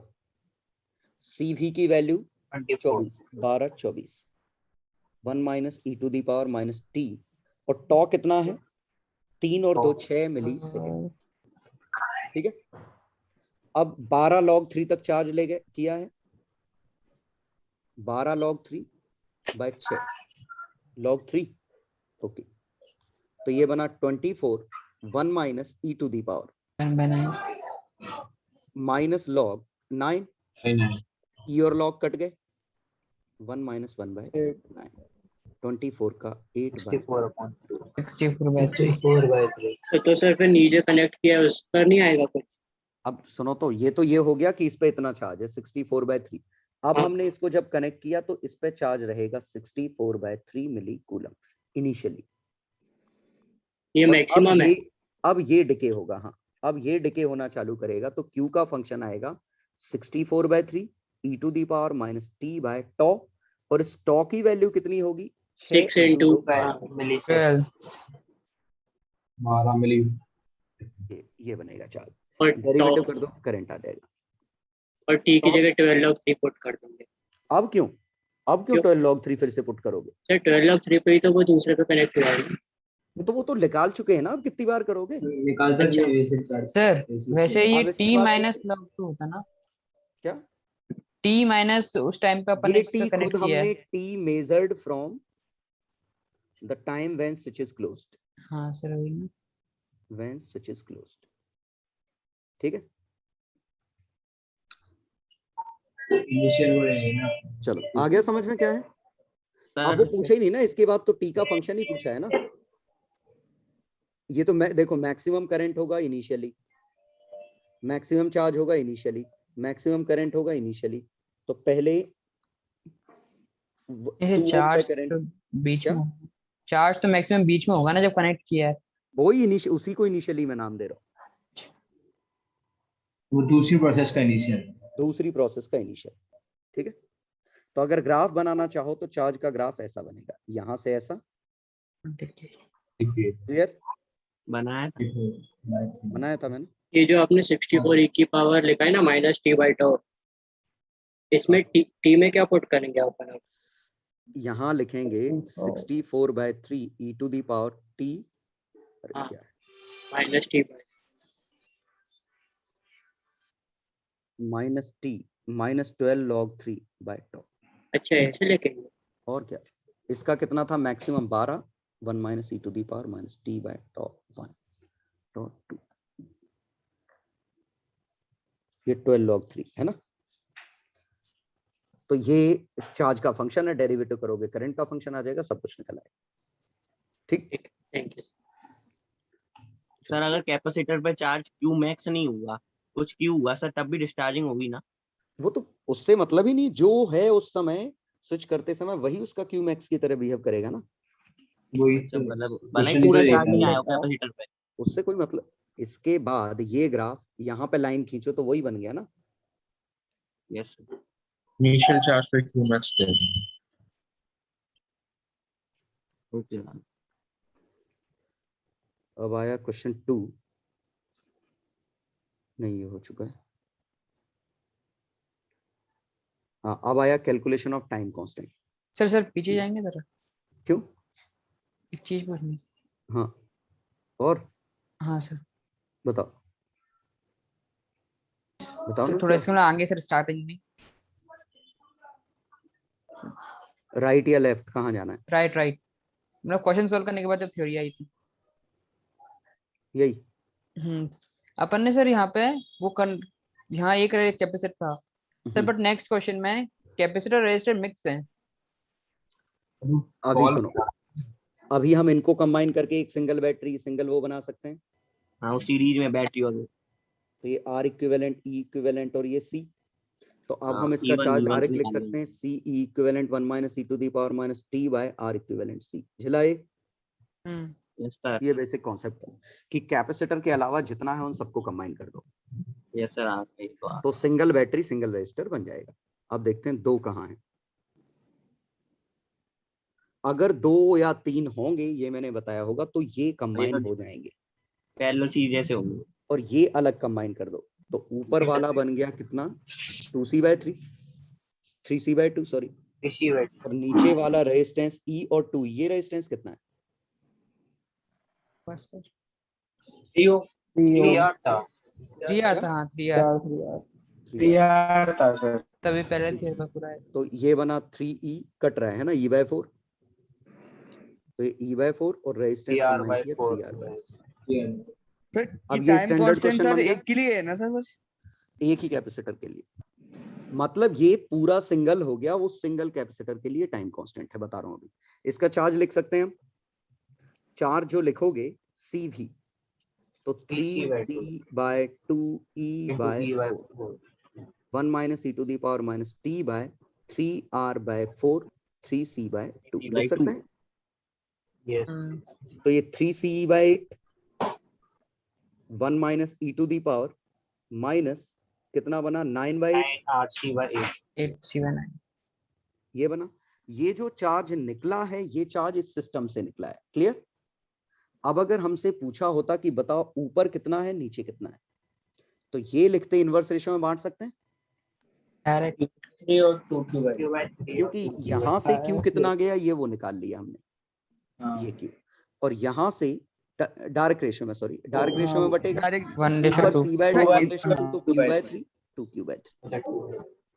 सर तो ये अपन अगर जो क्यू लिखेंगे, अगर इस पे चार्ज पूछा होता तो ये आता 2/3 और Q की वैल्यू 3c/8 1 - e⁻t/2। सर समझ गए? इसके लिए जो टॉ आएगा वो उसी का आएगा ना, आर टॉ सिस्टम का है, पूरे सिस्टम सिस्टम का का है, पूरे सिस्टम के लिए, मतलब इंडिविजुअली सबके लिए टॉ सेम ही है ना। सर अगर कैपेसिटर बैटरी और रेजिस्टेंस के बीच में होता कहीं पे, अगर इसमें यहाँ एक रजिस्टर भी लग जाता तो आंसर नहीं होता हमसे सॉल्व। ये तभी अब हम सॉल्व होगा लिख- जब कैपेसिटर इंडिविजुअली कंबाइन हो जाएं। तो या तो एक केस ये है जिसमें हमसे सॉल्व हो जाएगा, दूसरा केस ऐसा है कि अगर सर्किट ही इंडिपेंडेंट हो जाए। कैसे? आखिरी क्वेश्चन। ये तो बीच में रेजिस्टेंस तो है नहीं, तो हम इसका 0 अलग से और इसका E अलग से लिख सकते हैं, तो ये सर्किट इंडिपेंडेंट है। तो हम हाँ। सीधे इस पे चार्ज अलग लिख सकते हैं, इस पे चार्ज अलग, Q1 Q2, और Q1 की combine value C1E 1 - e⁻t/R1 C1, और Q2 की वैल्यू C2E। पक्का समझ में आया क्या है? Yes sir. लेकिन अगर सर। इसी क्वेश्चन में एक इंटरनल रेजिस्टेंस यहाँ आ जाता तो ये हमसे सॉल्व नहीं होता। सर ये रजिस्टर्स कंबाइन नहीं हो सकती ना। नहीं, सर इसमें इसके बजाय अगर हमारे पास बैटरीज होती तो वहां तो हम कंबाइन करके सॉल्व कर ही सकते थे ना। हाँ बैटरी वाले में कर सकते थे कंबाइन करके, बैटरी और कैपेसिटर में। रजिस्टर और कैपेसिटर को कंबाइन नहीं कर सकते? नहीं नहीं नहीं नहीं नहीं, कैसे कंबाइन करोगे यार? रजिस्टर और दोनों की प्रॉपर्टी बिल्कुल अलग अलग, बता नहीं कर सकते। सर इसमें टॉ अलग क्यों है? टॉ दो अलग अलग सिस्टम है ना, इसका अलग टॉ 1 है, इसका अलग टॉ 2 है, दो अलग अलग तो इंडिपेंडेंट सिस्टम है ना। मतलब अगर ये अपन सपोज ये तो काफी हद तक ऐसा क्वेश्चन है, ये अलग कर दो ये अलग कर दो, ये काफी हद तक ऐसा क्वेश्चन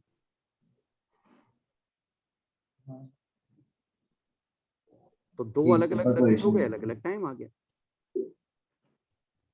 ठीक, हाँ तो वो पैरेलल है ना। हाँ सुपरपोजिशन हो गई। चलो, सर इसमें हम वो C इक्विवेलेंट वो पैरेलल में कर लेते थे C2R2 करके, तो उससे इक्विवेलेंट पैरेलल में कर लेते वो हैं। रहता है ना सर C2R2 + C1R1। नहीं, ये कब बोला मैंने? बैटरी में था। बैटरी के साथ होता है वो यार। ये नहीं होता ऐसा, अच्छा रेजिस्टेंस के साथ होता है? बिल्कुल नहीं होता रेजिस्टेंस के साथ, मजा नहीं आ जाता रेजिस्टेंस के साथ कंबाइन होता है। तो डाउट है, सॉरी ठीक, सर। हाँ सर, चलो तो ये इंडिपेंडेंट सर्किट वाला है। हाँ, अब इसमें मैंने टाइम कांस्टेंट निकालने के लिए जुगाड़ बता चुका हूँ हाँ सर वही स्टार्टिंग में। कि बाकी को कंबाइन कर दो, जो बचे वो टाइम कांस्टेंट। सर एक चीज लास्ट नहीं रहने दो, रुक जाओ। अब जैसे एक क्वेश्चन ये होता, R 2R C single battery है, ये अच्छी बात है। तो अगर इसको पूरा सॉल्व करना है तो हमारे पास बिल्कुल आसान सा तरीका है कि इनको कंबाइन करो बैटरी को। तो 3R बैटरी तो कट ही गई, कट गई ना? ओके ओके, एक तरफ 3 है, ओके ठीक। तो 3R - ER 2ER/2R ऐसा वाला, लेकिन रेजिस्टेंस R/2 रेजिस्टेंस 2R। तो हम चार्ज इसका डायरेक्ट लिख सकते हैं CE 1 - e⁻t/R 5R/2 C लिख सकते हैं। एक तरीका ये था। हमारे पास दूसरा तरीका भी है इसी को करने का, कि अगर चार्ज लिखना है तो एक तो हम ऐसे सोच लें कि इनिशियली चार्ज कितना है 0, फाइनली चार्ज कितना है। अब फाइनली चार्ज को संघर्ष करके निकाल सकते हैं नोड मेथड से, CV नोड मेथड से कर सकते हैं। सर बीच में भी तो आ रहा है। अरे कंबाइन कर सकते हैं। फाइनली रेजिस्टेंस वायर नहीं बन जाएंगे? अच्छा फाइनली। हाँ, तो फाइनली करंट तो सिर्फ यहीं से जाएगा ना, हाँ स्टडी स्टेट में, तो करंट तो सिर्फ यहां से जाएगा, ये ऐसा जाएगा। कितना जाएगा? 3 और 4E/2R 2E/R। अब अगर मैं इसका वोल्टेज 0 मानूं तो इसका वोल्टेज -E है और इसका भी -E है, इसका 0 है, तो इस पे चार्ज CE ऐसे आएगा, तो मैक्सिमम चार्ज CE आएगा। और ऑब्वियसली अभी भी यही आया था, याद करो जब हमने बैटरी कंबाइन की थी, हमने बैटरी कंबाइन की थी तो ये बैटरी हमारी E बन गई थी, रेजिस्टेंस हमारा इक्विवेलेंट 5R/2 बन गया था, तो इसमें भी तो फाइनली CE आया। इनिशियली 0, फाइनली CE हम सीधे स्ट्रेट ऐसा बना सकते हैं। अब बस टॉ मिल जाए तो हम फंक्शन लिख सकते थे। और टॉ निकालने का तरीका क्या है? ध्यान देना, टॉ निकालने क्या, कंपेयर कर देंगे। नहीं, टॉ निकालने कंबाइन CR इक्विवेलेंट इनके अक्रॉस रेजिस्टेंस निकाल दो। R इक्विवेलेंट 5R/2 आ गया सीधे। ये समझ में आया क्या हुआ? कैपेसिटर के अक्रॉस रेजिस्टेंस निकाल दो, assuming battery shorted. Find R equivalent across resistor assuming battery short. आ गया था। ये लॉजिक बहुत ही सिंपल है कि जब R इक्विवेलेंट निकालोगे तो क्या बैटरी की जरूरत पड़ती है R इक्विवेलेंट में? नहीं। सोचो, इनको कंबाइन करते तो ये रेजिस्टेंस हम पैरेलल में लिख के R/2 करते, बैटरी के कैलकुलेशन में कुछ अननोन आता, ये 2R सीधे सीधे आता और ये सीरीज में सीधे जुड़ जाते। तो जब बैटरी की जरूरत ही नहीं पड़ रही है रेजिस्टेंस के कैलकुलेशन में, तो क्यों ना उनको वायर मान लिया जाए, रेजिस्टेंस तो सेम ही बनेगा। अच्छा, हाँ ठीक। सर ऐसा हमेशा क्या कहना होगा? चाह रहा हूँ? अरे हाँ, सिंपल सी बात है, देखो तुम खुद समझ में आ जाएगा। जैसे ये सर्किट होता और देखो हमसे कहा होता बताओ इसकी इक्विवेलेंट बैटरी क्या होगी, इक्विवेलेंट रेजिस्टेंस क्या होगा, तो मैं ये कह सकता हूं कि बैटरी इक्विवेलेंट जो भी निकले, रेजिस्टेंस इक्विवेलेंट तो इसका वही होगा जो इसका होगा। सोचो, R इक्विवेलेंट के कैलकुलेशन में तो बैटरी यूज होती नहीं ना, क्योंकि जब आप इसको सिंगल R से रिप्लेस करोगे तो R/2 बनेगा। सोचो कैलकुलेशंस कि पहले हम इसको कंबाइन करते तो ये कुछ E1 बनता, रेजिस्टेंस R/2, फिर ये कुछ E2 से कंबाइन होता, रेजिस्टेंस R, तो फिर से ये सीरीज में आते और इनका कॉम्बिनेशन इसके पैरेलल में आता, तो R इक्विवेलेंट तो अभी भी सीधे सीधे निकल रहा है। यहाँ समझ में क्या कह रहा हूँ? Yes sir. तो कैलकुलेशन में बैटरी का इक्विवेलेंट निकालना मुश्किल है, R इक्विवेलेंट तो सीधे सीरीज पैरेलल से सॉल्व होगा। तो अगर हमसे ये पूछा जाए कि इस सब का आंसर R इक्विवेलेंट क्या है, मतलब टॉ, तो R इक्विवेलेंट टू C आता। और R इक्विवेलेंट के लिए मैं क्या कह रहा हूं कि आप इसको सोचो कि इन सबको कंबाइन कर दो, सोचो। तो R इक्विवेलेंट यही आता, तो पहले इनको कंबाइन करते कुछ आता, फिर इसको इसके साथ कंबाइन करते, तो R इक्विवेलेंट कितना बनता? 2R/3 बनता।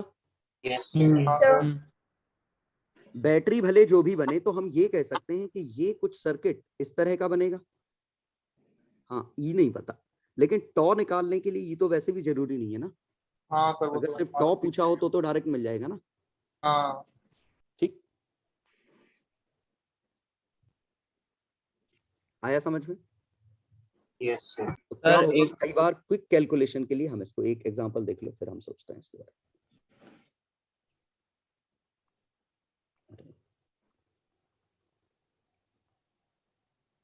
एक क्विक क्वेश्चन करते हैं, R R R, इसका टॉ सोचें तो टॉ कितना आता?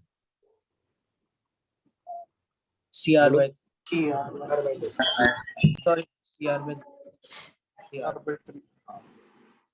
क्या CR/3 बोल रहे हो?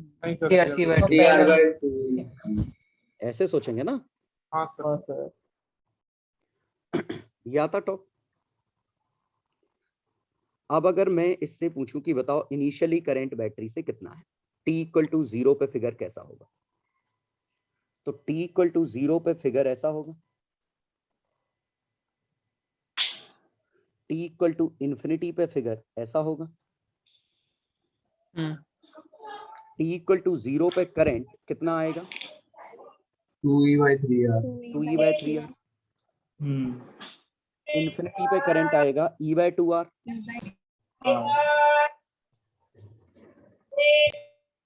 आता? Yes yes sir. अब हमसे पूछा होता, और टॉ हम निकाल चुके हैं, तो current through battery at time t।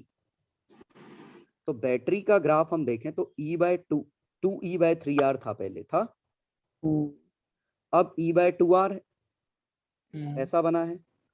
समझ पाए? पहले चित्र बना लोगे, इनिशियल से शुरुआत करना, फाइनल तक चिपका देना। तो इसका इनिशियल कितना है 2E/3R। चेंज कितने का आया final minus initial, 1 minus e to the power minus t by, और टॉ कितना है, लिख पाए? कहीं कोई डिफरेंशियल तो नहीं लिखनी पड़ी हमें।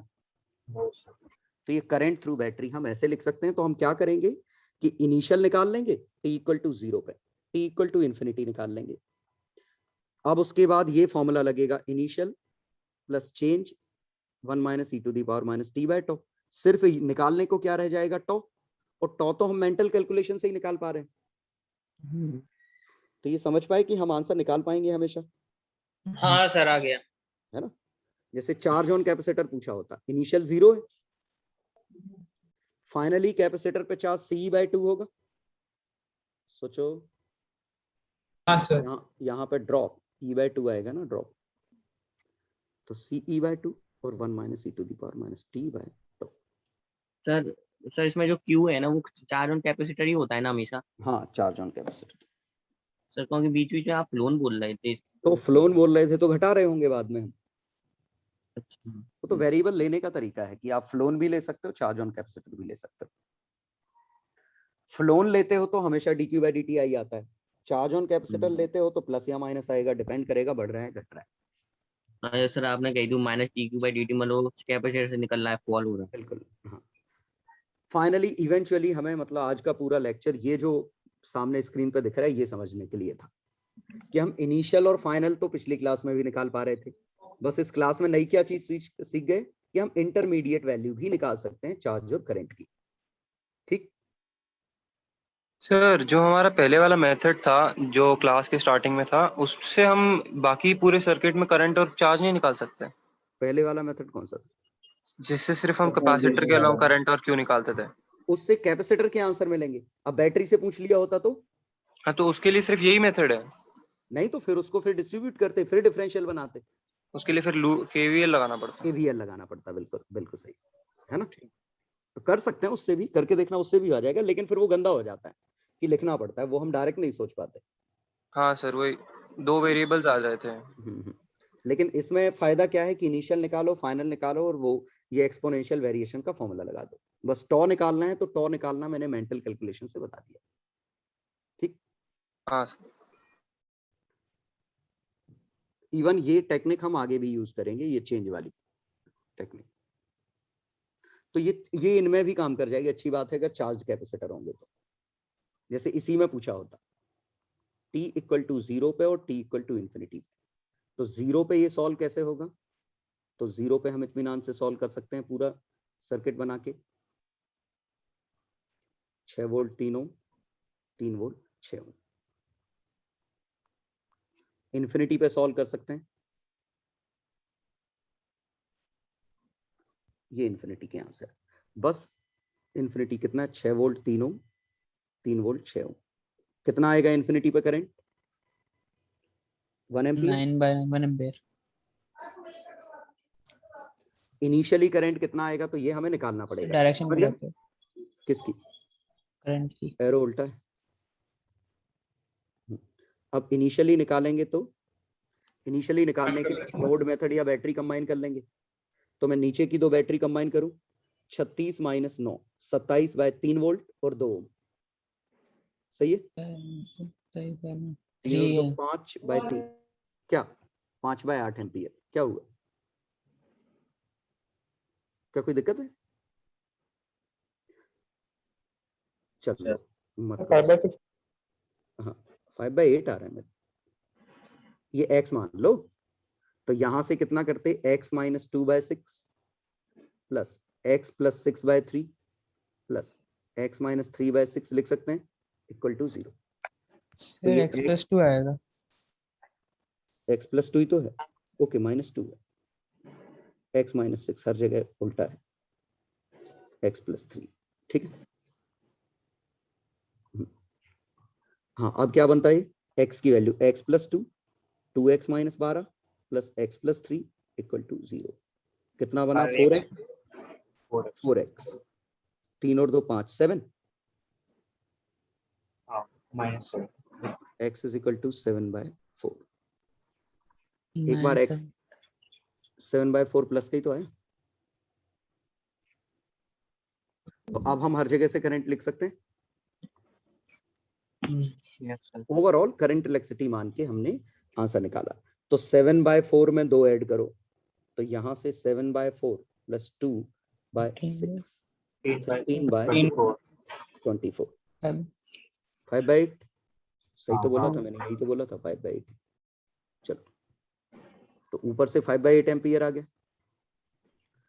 अब हमें यहां से निकालना था, तो यहां से अंदर आएगा 7/4 - 6/3 24 - 7 सही है। तो ये कितना बना 7 - 24/12, ठीक है। तो 17/12 तो 17/12 अंदर। तीसरा तो हम KCL से निकाल लेंगे। अब इसके बाद हमारा काम सिंपल सा हो गया ये निकालने के बाद कि हम टॉ निकाल सकते हैं। इसका टॉ बैटरी शॉर्ट करो कैपेसिटर के अक्रॉस 3 और 6 8 आ गया। ये जिला यस सर। हाँ सर 3 और 6 पैरेलल में और ये 6 सीरीज में, तो 8 आ गया रेजिस्टेंस। हाँ तो 16 माइक्रोकूलम। अब हमसे पूछा होता करंट थ्रू बैटरी, तो बैटरी से पहले कितना था, कौन सी 6 वोल्ट मान लो बैटरी से निकालना होता, तो पहले था 17/12 इस तरफ, अब 1 है, तो इनिशियली 17/12 है, चेंज आया 1 - 17/12 1 - e⁻ t/τ। टॉ हम निकाल चुके हैं, ठीक। चार्ज ऑन कैपेसिटर लिखते, तो इनिशियली चार्ज कितना था, इनिशियली कैपेसिटर पे चार्ज इस तरफ प्लस इस तरफ 2 माइक्रोकूलम। फाइनली कैपेसिटर पे चार्ज कितना आएगा, तो 3 - 6 बड़ा 3 वोल्ट। हाँ तो 6 3 दूनी 6 6 माइक्रोकूलम आया। 6 पहले इस तरफ 4 था, अब इस तरफ 6 है, तो चेंज 10 का आया। तो Q is equal to -4 plus 10 का चेंज 1 - e⁻ t/τ। समझ गए। और चार्ज का फोटो भी बना सकते थे, पहले -4 था अब +6। एक तो अप्रोच हमारी ये थी। सर इसमें आपने 5/8 एम्पियर कैसे बोला था डायरेक्ट? वो मैंने बैटरी कंबाइन करके बोल दिया था, नोड मेथड की जगह इनको कंबाइन कर लिया था ना।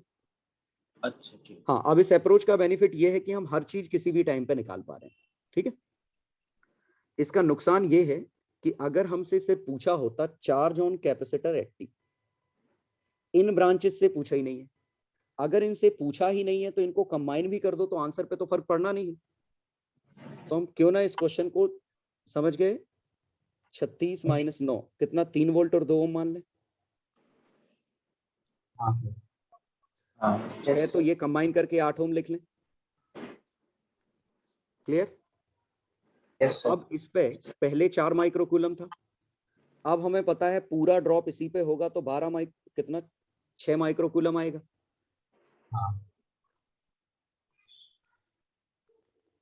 तो अब सिर्फ यही निकालना अगर है तो initial plus change 1 - e⁻ t/τ। अगर आपको ये चीजें निकालनी नहीं है तो जो निकालना नहीं है उनको कंबाइन ही कर दो ना, क्योंकि हमें वापस से खोलने की जरूरत नहीं पड़ेगी इसको। लॉजिक समझ में आया। अब अगर ये करंट पूछा होता और आपने इसको कंबाइन कर दिया तो छुप गया ना, इसके अंदर आ गया,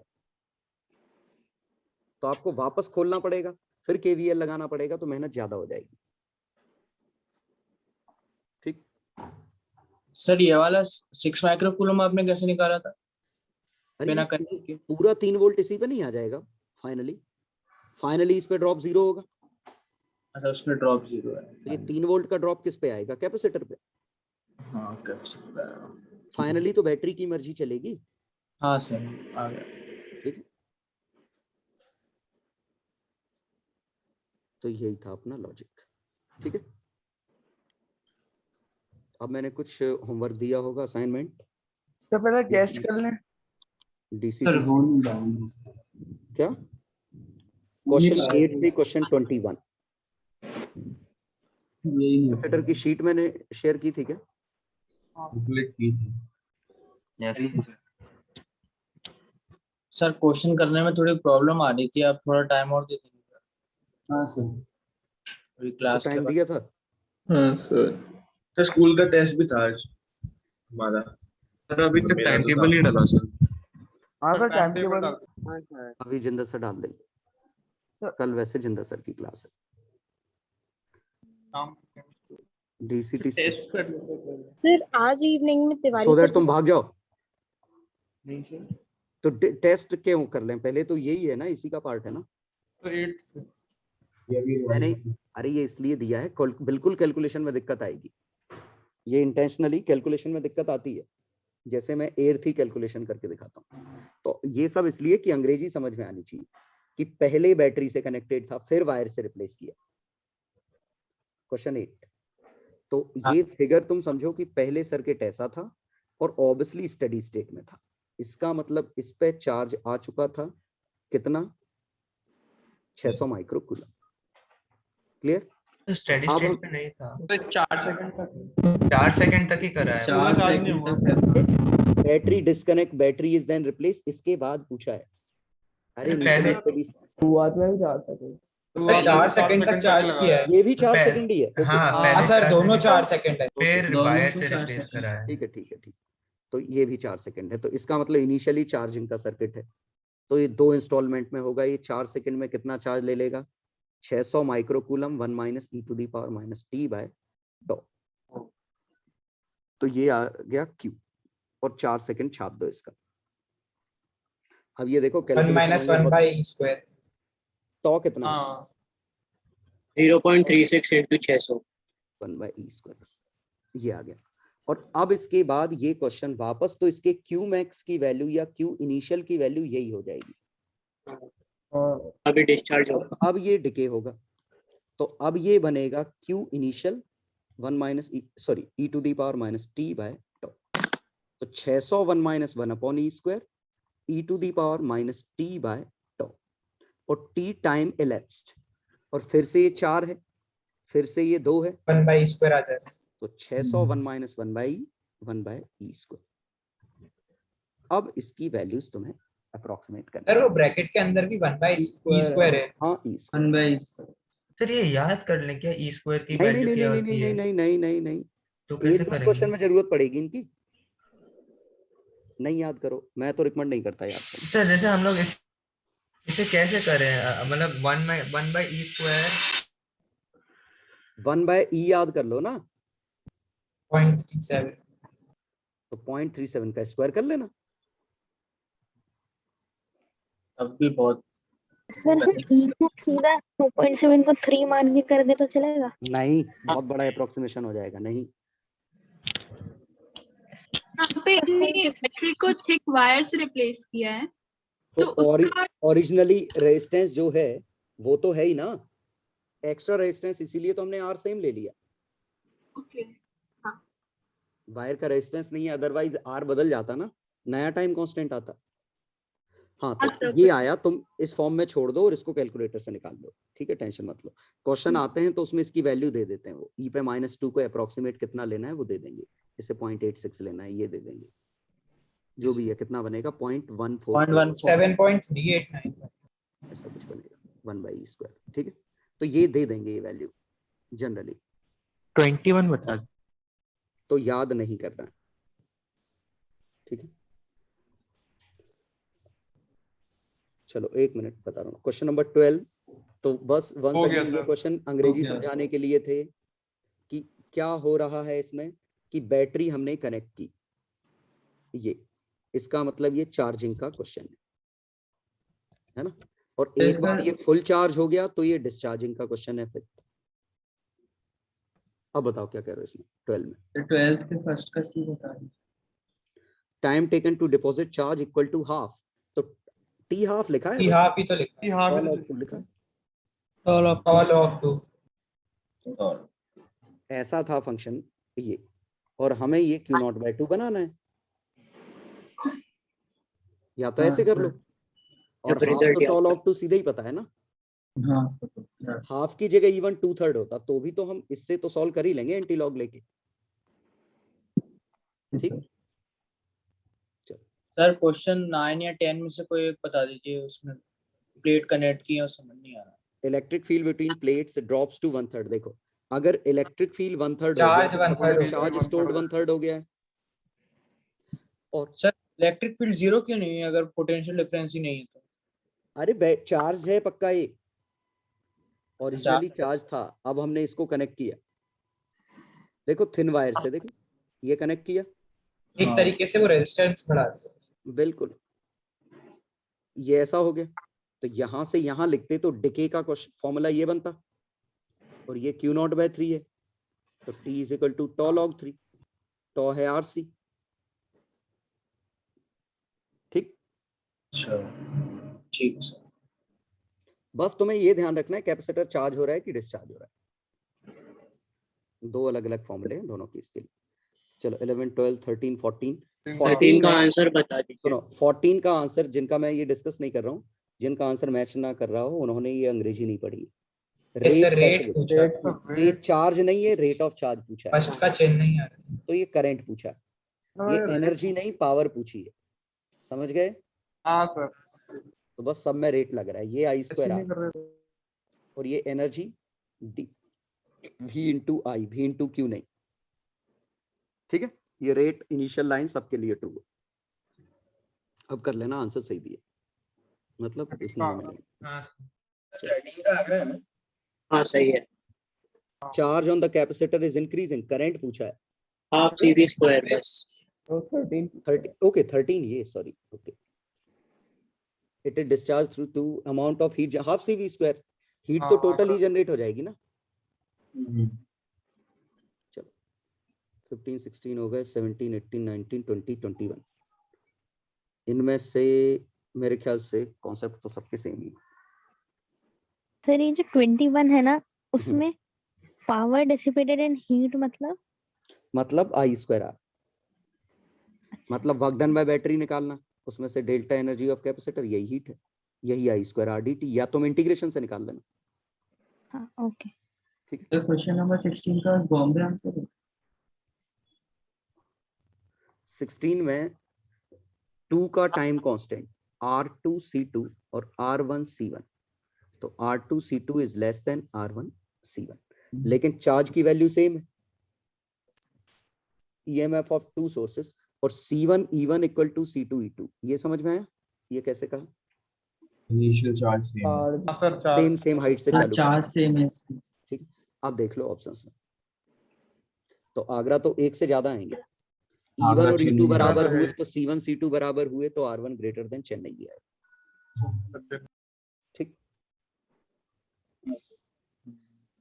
तो ये काफी इंपॉर्टेंट DCT और टाइम लगेगा इसको करने में, क्योंकि कैलकुलेशन थोड़े गंदे हैं। सर 15th का आगरा होगा ना?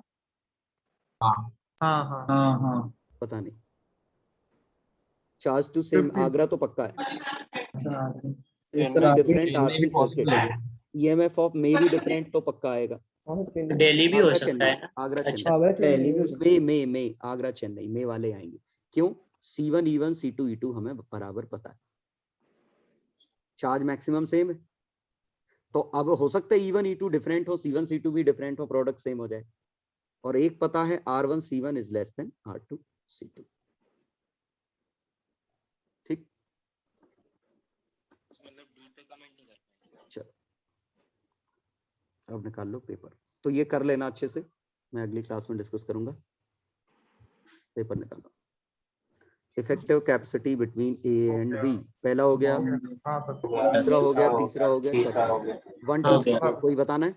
नहीं नहीं सर। और एक मिनट, क्वेश्चन में देखो सर सेकंड वाले में डाउट है सर। क्यों? सर ए भी तो आना चाहिए।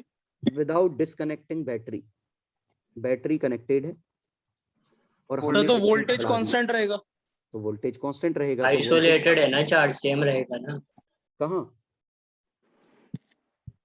मतलब पता नहीं क्या, वोल्टेज सेम है, चार्ज इंक्रीज होगा ना। चार्ज डिक्रीज होगा, घट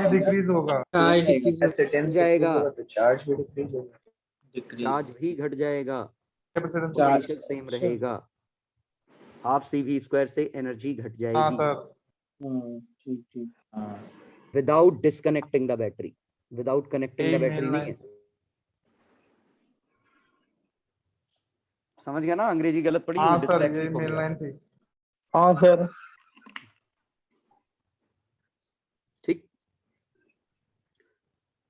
क्वेश्चन नंबर 3 हो गया, बिल्कुल सिंपल सा। हाँ सर, ये तो शॉर्ट ही हो गया। एक और तो ये शॉर्ट हो दिमाग, गया। ये दिमाग में ही हो जाना चाहिए। हाँ सर, हाँ। हो गया था, बस यही आ गया था। हो गया। क्वेश्चन नंबर 4 भी मेंटल कैलकुलेशन चले हो गया।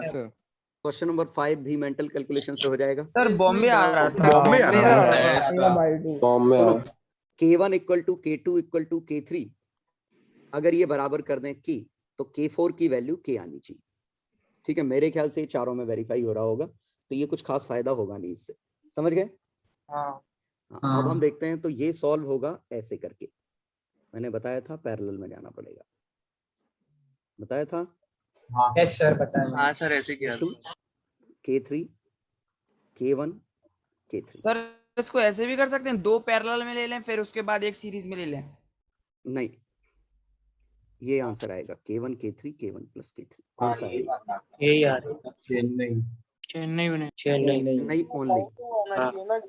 इसमें एरिया का रट्टा है, इसमें ये हाँ, so लैंग्वेज ऊपर अलग वाला लिखी है, फिगर अलग है। तो 2K4 नहीं आ रहा है। क्या? K4/2 होगा। K4/2 होगा। 4/2 सर सही आ रहा है। सर वही आ रहा था। ओके, एक मिनट सुनो, मैं ये कह रहा हूँ चारों के K बराबर रखने पे आंसर K आएगा। सबका K बराबर रख दूं तो आंसर K ही रहेगा ना। तो अगर K4 बाय समथिंग कुछ कर दोगे तो गलत हो जाएगा ना। सर ऊपर वाले में 2 अरे तो डिस्टेंस भी आधा, एरिया भी आधा ना। नहीं सर, लेंथ एरिया यहाँ, वही है। सर एरिया ये लेंथ करके देखना था शायद। सर आप सब में K रख के देख लीजिए, चेन्नई मैं ऑप्शन मैच नहीं कर रहा। समझ गए, ये 12 होना चाहिए था, 12। वही सर। हाँ सर, तब आता है। ये 12 होना चाहिए था, 12। हाँ सर, क्योंकि नीचे दिया है सेम प्लेट एरिया है। हाँ देखो, यहाँ लिखा है ना सेम कैपेसिटी। यहाँ 2 नहीं आ रहा था जब यहाँ कैलकुलेट 12 कर है रहे बस। हाँ सर, फिर ऊपर L/2 ले लिया था।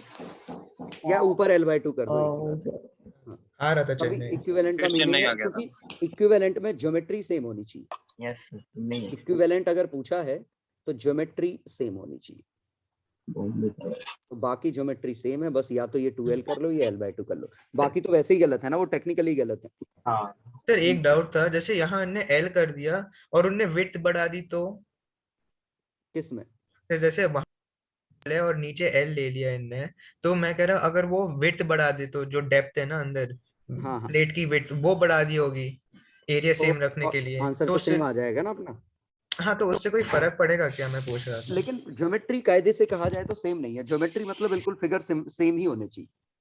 हाँ सर, लेकिन फिगर के हिसाब से सॉल्व किया था। लेकिन उससे भी आंसर चेन्नई ही आएगा, हाँ उससे चेन्नई आ रहा था। क्योंकि सेम सी प्लेट रहेगा, एरिया है, सी रहेगा। सेम प्लेट एरिया है, लेंथ L है, तो अंदर वाली फिर विथ शायद डबल की होगी, एक यही पॉसिबिलिटी है। यहाँ विथ W है तो वहां विथ 2W, आंसर सेम ही बनेगा।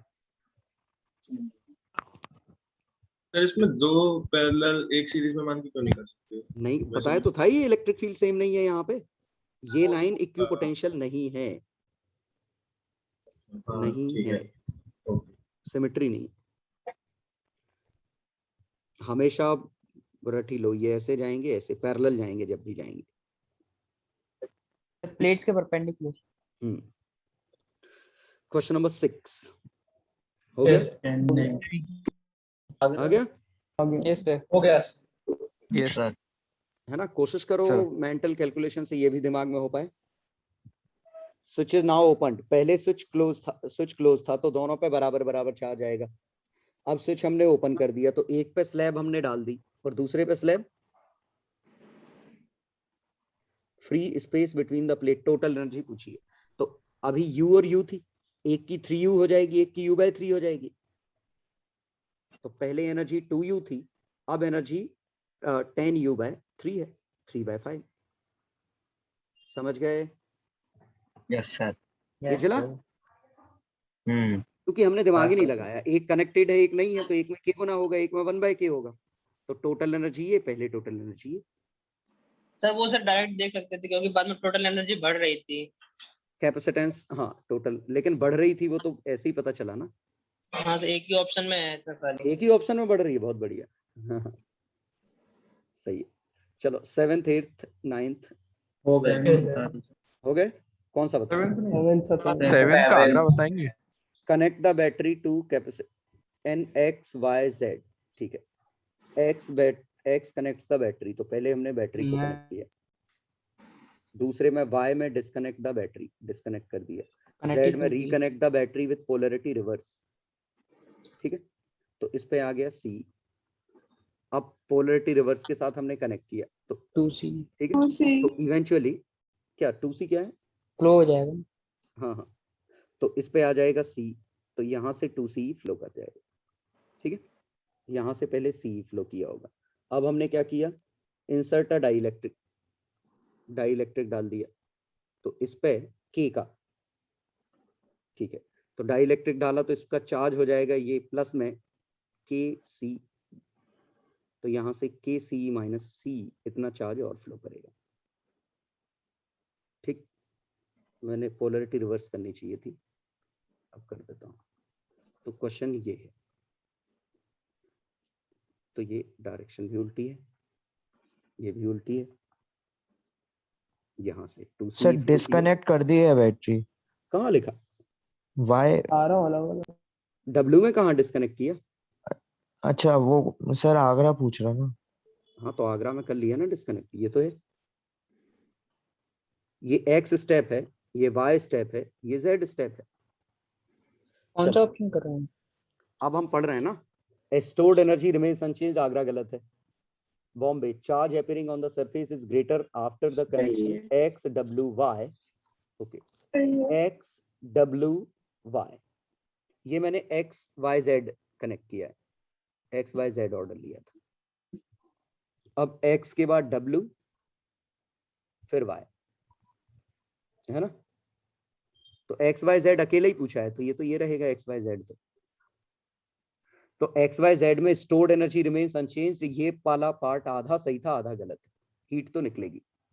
ठीक है, यस सर। आगरा में ये वाला पार्ट सही है क्योंकि एनर्जी वापस से उतनी हो गई, ये गलत है XYZ में, तो आगरा गलत हो गया। Charge appearing on the capacitor is greater after action XWY, XYW। X है कनेक्ट, फिर क्या है W, इंसर्ट अ स्लैब, फिर क्या है डिस्कनेक्ट द बैटरी। तो पहले ये ऐसा था, फिर हमने इस पे स्लैब डाला और बैटरी डिस्कनेक्ट कर दी, तो इस पे KC चार्ज आ गया, पोटेंशियल थी। अब XY, पहले बैटरी ऐसी थी, डिस्कनेक्ट द बैटरी, और अब डाइलेक्ट्रिक डाला। ठीक है, तो एनर्जी हमारा चार्ज सेम है, एनर्जी 1/K हो गई। ठीक है, तो U/K एनर्जी यहां कम आएगी। तो हो गया, और क्या? चार्ज, इस पे चार्ज C, इस पे चार्ज C, लेकिन कैपेसिटेंस हमारा कितना हो गया KC, तो इसकी एनर्जी आई CE का होल स्क्वायर बाय 2KC, तो E²/2KC, जबकि इसकी एनर्जी आई है half KCE²। Charge same, charge appearing on after greater, गलत है। तो चार्ज अपीयरिंग फर्स्ट वाले पार्ट में चार्ज भी ज्यादा है, एनर्जी भी ज्यादा है। सही है। तो सही तो है, कैसे है तभी तो चार्ज भी मोर है, एनर्जी भी मोर है। Yes. Electric stored in WXY और XYW। सही अब है। कर लो यार, बोरिंग क्वेश्चन है। हाँ हो गए थे सर, सर, हो गया था। डी वाला बता दीजिए, कौन सा? D part. हाँ, अब BC और बचा, ये B पार्ट तो भी तो बताया मैंने। और एक मिनट, अभी बी ही बताया है मैंने। दिल्ली पूछ रहे। Delhi, electric field in the capacitor after XW. तो connect the battery, insert the dielectric. गलत स्टेप ले लिए सर। मतलब गलत इसके लिए ये case WX, insert the dielectric slab और connect the battery। एक मिनट, सेम ही नहीं है ये दोनों? Yes sir. सर वो गलत स्टेप ले लिया। ये स्टेप ही सेम है, क्या फर्क पड़ रहा है? ये तो कम्यूटेटिव स्टेप है एक तरीके से। हाँ सर, नहीं मैंने गलत ले लिया। ओके चलो, 8th हो गया सर। परमिटिविटी। हाँ सर, ये तो चलिए मैंने बताया था। Permittivity, absolute permittivity into dielectric constant. तो ये 8.85 वाला है, शायद 9 × 10 पे -12 दिया है। डाइलेक्ट्रिक कांस्टेंट 3 है। 3 समझ में आया डाइलेक्ट्रिक कांस्टेंट कैसे? Yes sir.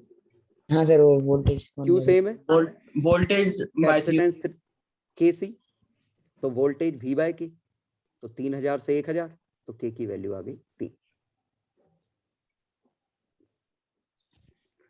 परमिटिविटी और रिलेटिव परमिटिविटी डाइलेक्ट्रिक कांस्टेंट ही है। 9th हो गया। चलिए सर। हो गया। दिल्ली वाला एनर्जी पूछ रहे हैं, एनर्जी कूलम स्टोर्ड में बाय दिए। ओके, अरे तो गलत लिखा ना। हो गया। हाँ वही कूलम में दिए। हाँ सर, भाग रहा हूँ। सर बट सर समझ में आ रहा था। समझ आ रहा है।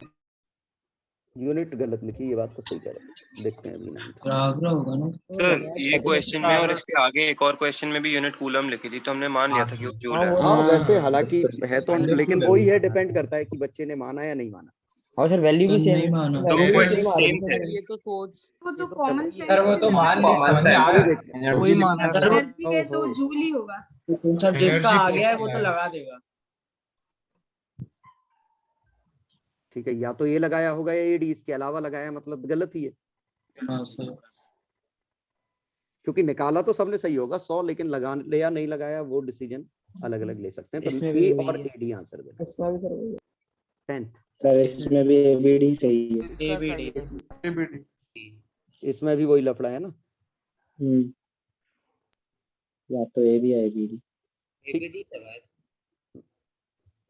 हाँ कोई भी लगाओ, वो झूल होना चाहिए। अरे मैंने वो कॉपी पेस्ट मारे थे, फिर मैं यूनिट बदलना भूल गया। उसको क्वेश्चन मैंने चेंज किए थे, बनाए थे ना, तो भूल गया फिर उसको चेंज करना। चलो 11th हो गया। हो गया सर। बॉम्बे क्यों? क्यों? There is a spherical conductor, point charge is placed at distance। ये है, ये 4a पे। अब इस पे आएगा नॉन यूनिफॉर्म डिस्ट्रीब्यूशन आएगा। तो इस पे यहाँ कुछ कम, यहाँ ज्यादा। इस पे चार्ज कितना दे रखा है नहीं सर पता? जो भी आएगा जीरो ही आएगा ना। अनचार्ज आएगा तो जीरो, अनचार्ज ही है। सर वही तो सब पॉइंट चार्ज का आएगा बस। हाँ, तो जो सेंटर का पोटेंशियल होगा वही हर जगह का होगा। Potential at centre is equal to potential of shell. और सेंटर का हम लिख सकते हैं KQ/4A plus K into 0/A। ये आएगा शेल का potential. Electric field at C point कहाँ है? हाँ, C पे जो इलेक्ट्रिक फील्ड आएगी वो तो 0 आएगी जी, लेकिन ड्यू टू कंडक्टर पूछी है, तो इस Q का जो आएगा कंडक्टर का, इसका अपोजिट आएगा, नेट आएगी 0। ये E due to Q, E due to shell, equal and opposite, net 0। आगरा potential at P due to induce charge on spherical conductor, बिल्कुल सही।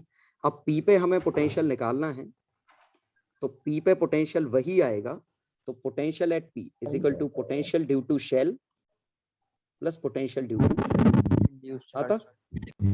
और पोटेंशियल एट P वही है जो पोटेंशियल एट सेंटर है।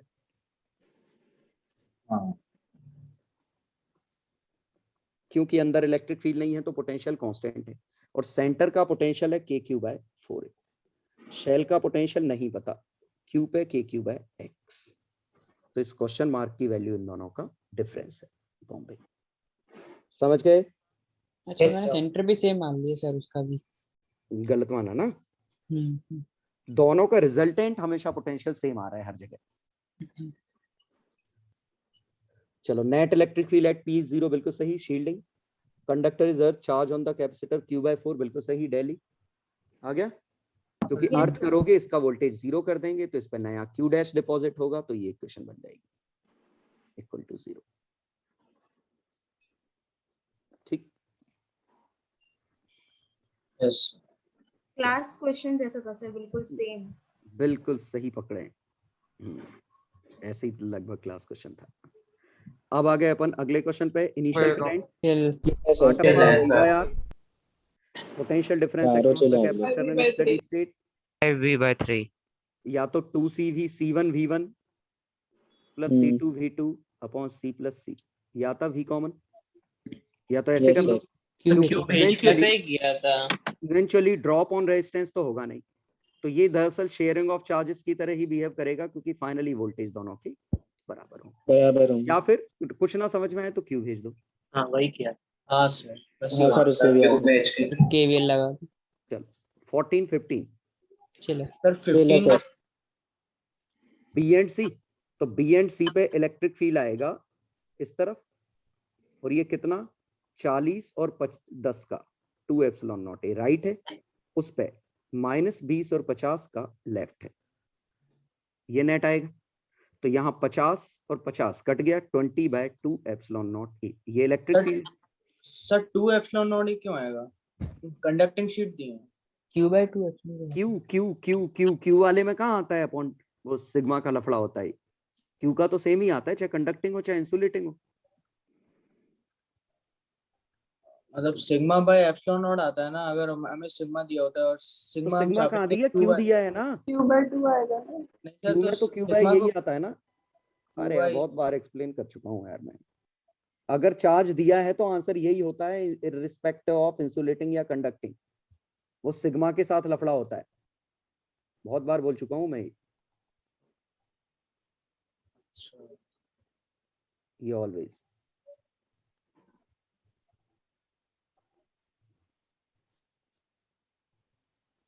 तो फिर तुमने ये बताओ, कैपेसिटर के अंदर जो निकाल रहे थे ये Q बाय एप्सिलॉन नॉट ये आंसर होता है।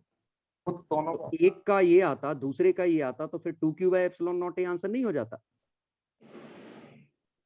हाँ हो जाता। तो दोनों का आधा आधा लिया होगा ना, और आधा आधा लिया है तभी तो फोर्स के कैलकुलेशन में Q/2 एप्सिलॉन नॉट ए इंटू क्यू आया। हाँ सही, गलती हो गई। सही बात है ना। हाँ सर और इसका आंसर आपने दे दिया था पहले। किसका? पेपर में 15 वाले का। हाँ सर कैसे दे दिया था? कंपनी को उसी में स्टार आसान हो गया। थोड़ी था आंसर। नहीं सर 15 सर 3 वाला 15 हटाया नहीं था। यार ये घाटा हो गया। ये क्या है फिगर? ये तो फिगर मुझे को समझ नहीं आया कितना। हाँ सर ये बहुत गंदा था। कंपनी बना नहीं था सर इसके बाद 20 वोल्ट का ऊपर बैटरी लगी और केमिस्ट्री देख लो सर आप। ये क्या है? 20 वोल्ट है। सर आप केमिस्ट्री वाला देख लीजिए। केमिस्ट्री वाला मतलब जो सर ने केमिस्ट्री दिया का था। पेपर है पूरा। केमिस्ट्री वाले सर ने शेयर किया है ना जो पीडीएफ, उसमें अच्छे से दिया है। ओके, तो तुम लोगों को भी याद होगा। कौन वो पीडीएफ देखे? मेरे पास फिगर है। बीच में 10 वोल्ट की बैटरी सर और 20 वोल्ट की है। सर बीच में वो पोलैरिटी अपोजिट है। भेज देगा वो स्क्रीनशॉट लेके। चलो कोई भेज दो। नहीं ये ऐसे, ये वोल्टेज कितना है? 20 वोल्ट। किसी ने भेजा स्क्रीनशॉट? क्योंकि पोलैरिटी का लफड़ा हो जाएगा, पूरी मेहनत करनी पड़ेगी। नहीं सर मेरे पास फिगर है, बट वो सर वो 10 वोल्ट वाले की उल्टी है, तो कोई फिगर भेज बीच दो। वाले की। अच्छा शर्मा ने भेजा है, भेज दिया सर। भेज दिया। हाँ बीच वाले की उल्टी है। हाँ अब ठीक है, ये मिल गई ना। ज़ूमिंग ये झूम नहीं हो रहा है, पता नहीं क्यों झूम नहीं हो रहा है। टेलीग्राम पर चलो हाँ, तो अब हमें क्या बनाना है इसमें? तो कुछ सिमेट्री दिख रही है?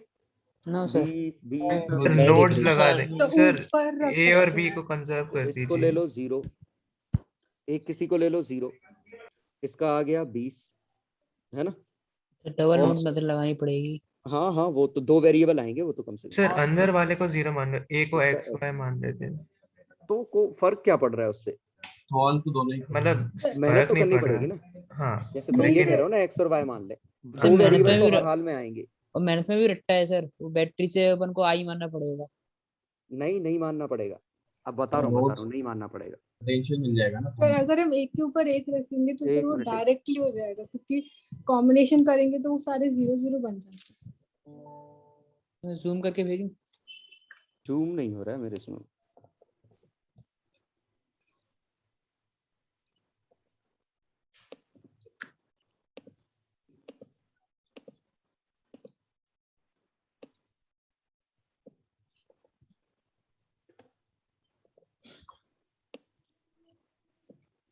लो, हो गया जूम। चलो कहाँ थे वो? हाँ, वेरिएबल मानने करंट नहीं भेजना पड़ेगा, हम करंट की जगह डायरेक्ट लिख लेंगे। तो कहीं पे भी एक्स और वाई मान लो, कोई फर्क नहीं पड़ता वो एक्स और वाई कहाँ मान रहे हैं, ठीक है। चलो जो बच्चा कह रहा था वही मान लेता हूँ, इसको वाई इसको एक्स। कॉर्नर्स में अब इसका हमें सबका आंसर लिखते हुए आना चाहिए। से एक को 0 मान लो पहले, है ना, तो एक किसी का हम 0 ले लेंगे। तो इसका यहाँ आ मान लो गया, सर इसका आ बैटरी गया के। 20, ठीक है। तो इसका आ गया 20, इसका मान लेते हैं 0, ठीक है। सर 20 कैसे आएगा फिर? x + 20 x + 20 कैपेसिटर है वो बीच में। x + 20, ये 0, ये इसका -20, इसका -10, इसका -30, इस वाले का नहीं y + 20। y + 20। अब हमें दो नोड मेथड लगाने हैं। तो जब हम लिखेंगे दिस प्लस दिस, लेकिन दिक्कत ये है कि ये जो तीसरा वाला पिंक है इसका आंसर तो हम नहीं लिख सकते, लेकिन इसका आंसर इन दो ग्रीन के बराबर होगा। हाँ यही था बस। हाँ समझ गए? Yes sir. तो ये जो तीसरा वाला पिंक है, ये जो जिसको मैंने ग्रीन कर दिया, उसके आंसर की जगह हम ये दो ग्रीन के आंसर लिख सकते हैं। आया समझ में कि कभी अगर नोड मेथड पे दिक्कत हो जाए कि बैटरी या वायर आ जाए, कैपेसिटर ना हो, या वो रेजिस्टेंस वाले नोड मेथड में, तो देख लो कि वही कहां से जा रहा है। Hence proof? यस अब सर। मैं इक्वेशन लिखूं, हाँ सर। y + 30, ये वाला जाने वाला, y + 30 × 10 प्लस ये जाने वाला, y + 10 × 5 प्लस ये तीसरे के लिए ये दोनों का समेशन, तो y + 20 -30 -10 × 10 plus y + 20 -20 × 5 equal to 0। Clear?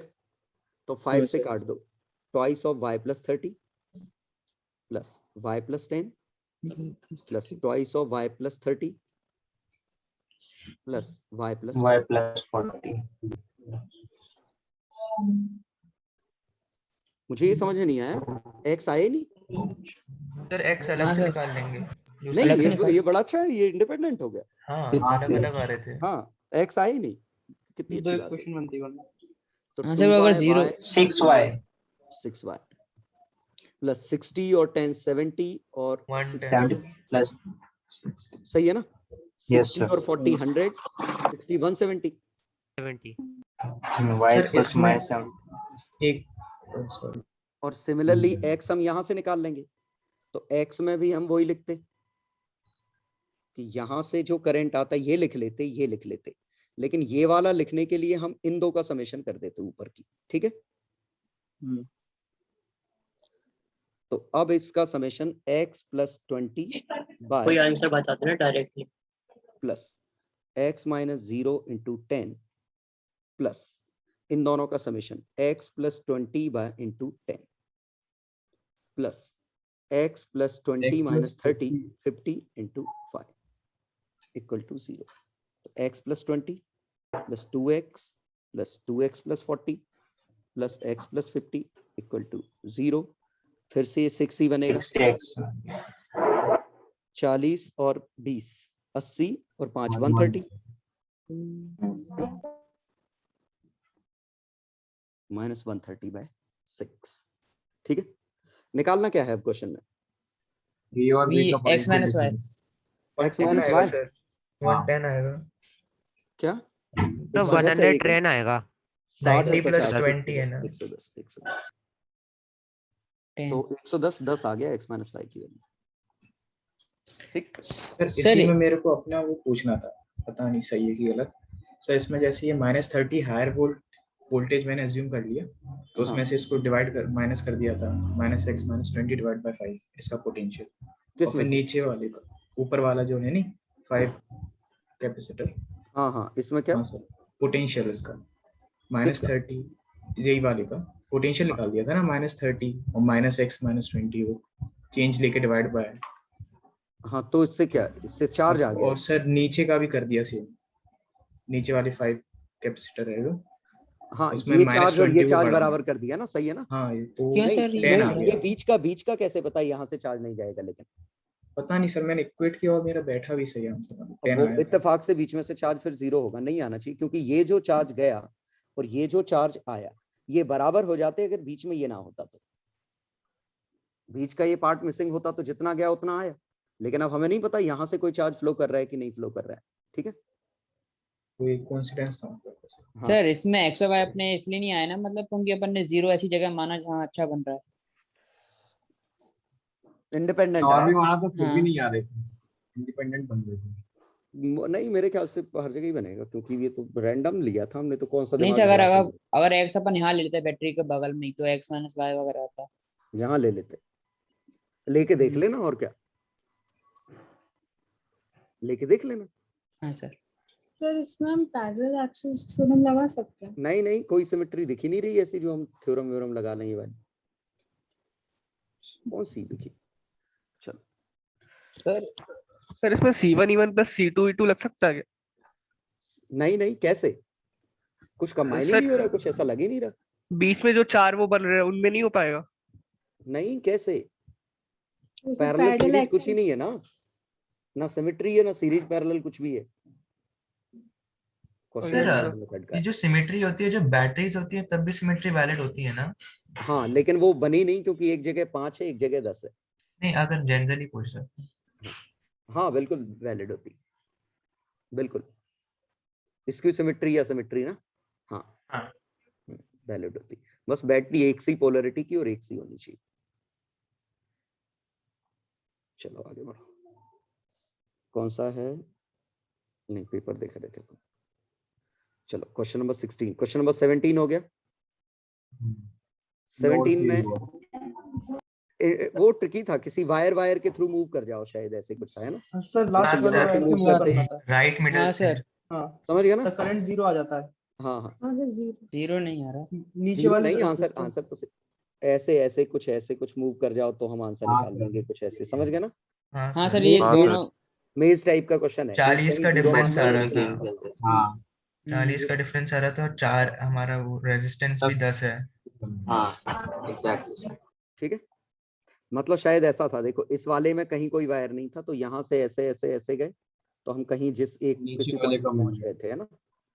नहीं नीचे सर पहुंच अपन जाएंगे सीधे। नीचे वाली। वो मुझे फिगर हाँ। दिख नहीं रहा, तो पता नहीं चल रहा था सर ऐसे, मैं मैंने क्वेश्चन दिमाग में व्हाट्सएप टेलीग्राम किया। पूरी आउटर बाउंड्री पे शॉर्ट हो गया था नीचे वाला रेजिस्टेंस। कुछ ऐसे ही था। एक ऊपर चले जाएंगे, एक बार नीचे चले जाएंगे, आ जाएगा। ये भेजा बंसल ने। चलो किन दोनों किसके, ये करंट निकालना है ना? हाँ सर इसी को 0 मान लीजिए। इसी को 0 मान लो, या फिर इसको 0 मान लो, क्या फर्क पड़ता है? इसको हाँ, 0 मानोगे तो इस वाली ब्रांच से कहाँ, नहीं सर इसका यहाँ आंसर कोई फायदा ज्यादा होगा। नीचे आ जाओ, नीचे आ जाओ। ठीक है, क्या फर्क पड़ रहा है, हम किसको 0 मान रहे हैं, है ना? अभी अब हम नीचे आ जाएंगे सर। और नीचे आके नीचे आ जाइए सर। तो नीचे आ जाएंगे। सर और नीचे आ जाइए। हाँ, ये एक टर्मिनल में लगेगा। ये हाँ, यहाँ इसका आ गया, 0 यहाँ था। का आंसर आ गया, है ना? ये यस तो कंबाइन ही हो जाएंगे। अब हमें दूसरे टर्मिनल का आंसर कहीं से चाहिए, तो दूसरे टर्मिनल का जीरो से आंसर हाँ सर राइट की तरफ, सर राइट की यहाँ तरफ से, राइट जाना है। का। हाँ सर यहाँ से लेफ्ट कैसे? नहीं सर, और अपन अरे ये सही नीचे जा रहा हूँ। मुड़ोगे नहीं ना। राइट हाँ सर सही जा रहे हैं। सर सही कर रहे हो, सर सही है, सही है। सही है। सही जा रहा है। ये आया? हाँ सर। हाँ सर। मल्टीपल आंसर हो सकते हैं उसके, ये वन ऑफ द आंसर है कि इस पाथ में मूव कर जाओ, समझ गए? सर बट ऐसा हो सकता है कभी कॉन्ट्रडिक्शन आ जाए ऐसे। नहीं वो फिर क्वेश्चन गलत है, वो फिर जहां कंट्राडिक्शन आया वही क्वेश्चन गलत हो गया। चलो आगे समझ में क्या था लॉजिक? हाँ सर आ गया। इनको कंबाइन कर दो और ये V1 और V2 दोनों डायरेक्ट मिल जाएंगे, तो करंट मिल जाएगा। ठीक सर हाँ सर मैं सिर्फ लास्ट वाली बाउंड्री की तरफ मूव करा था, तो जो नीचे वाला रेजिस्टेंस है उस पे करंट 0 आ गया था। कैसे आ गया था 0? वो सर ये सर जीरो ड्रॉप है दोनों तरफ, 0 वोल्टेज बैटरी बराबर है, देखो ये हाँ, 0 सर। है, ये 0 है, जीरो ये 0 है, ये 0 है, ये 0। ठीक है, यहाँ करंट 0 है, अच्छी बात है। तो इसको भी सर, तो 0 हम उधर- डायरेक्ट ले सकते हैं, तो ये भी 0 आ गया ना। हाँ सर वही। ये भी सर तो 0 I0 भी आ सकता है ना ऐसे। तो यहाँ I0 आया ना, वहां थोड़ी ना 0 आया, वो तो इस सर, तो ब्रांच में ये 0 जो- आया। इसका मतलब ये थोड़ी हर जगह 0 है। नहीं सर, ये वायर है जो उसके साथ जुड़ा है। हाँ सर उस पे भी करंट 0 होगा। सिर्फ इस पे 0 है, और कहाँ 0 है? सर ये तो मत उसके कहना साथ- कि ये मत कहना दोनों पे 0 है तो 0 होगा। रेजिस्टेंस भी तो 0 है, वायर के अक्रॉस तो हमेशा ही 0 होता है। फिर 0 बाई 0 पता नहीं। वो तो रेजिस्टेंस की प्रॉपर्टी है, अगर पोटेंशियल डिफरेंस 0 तो करंट 0। वायर में नहीं लगा सकते ऐसा। अच्छा सर वो हमने खत्म ही हो जाता है यार क्वेश्चन। ये 0 ये 0, यहाँ से करंट 0। तो जहां लो इसी में एक पॉइंट ये ले लो, एक ये ले लो, यहाँ से करंट 0।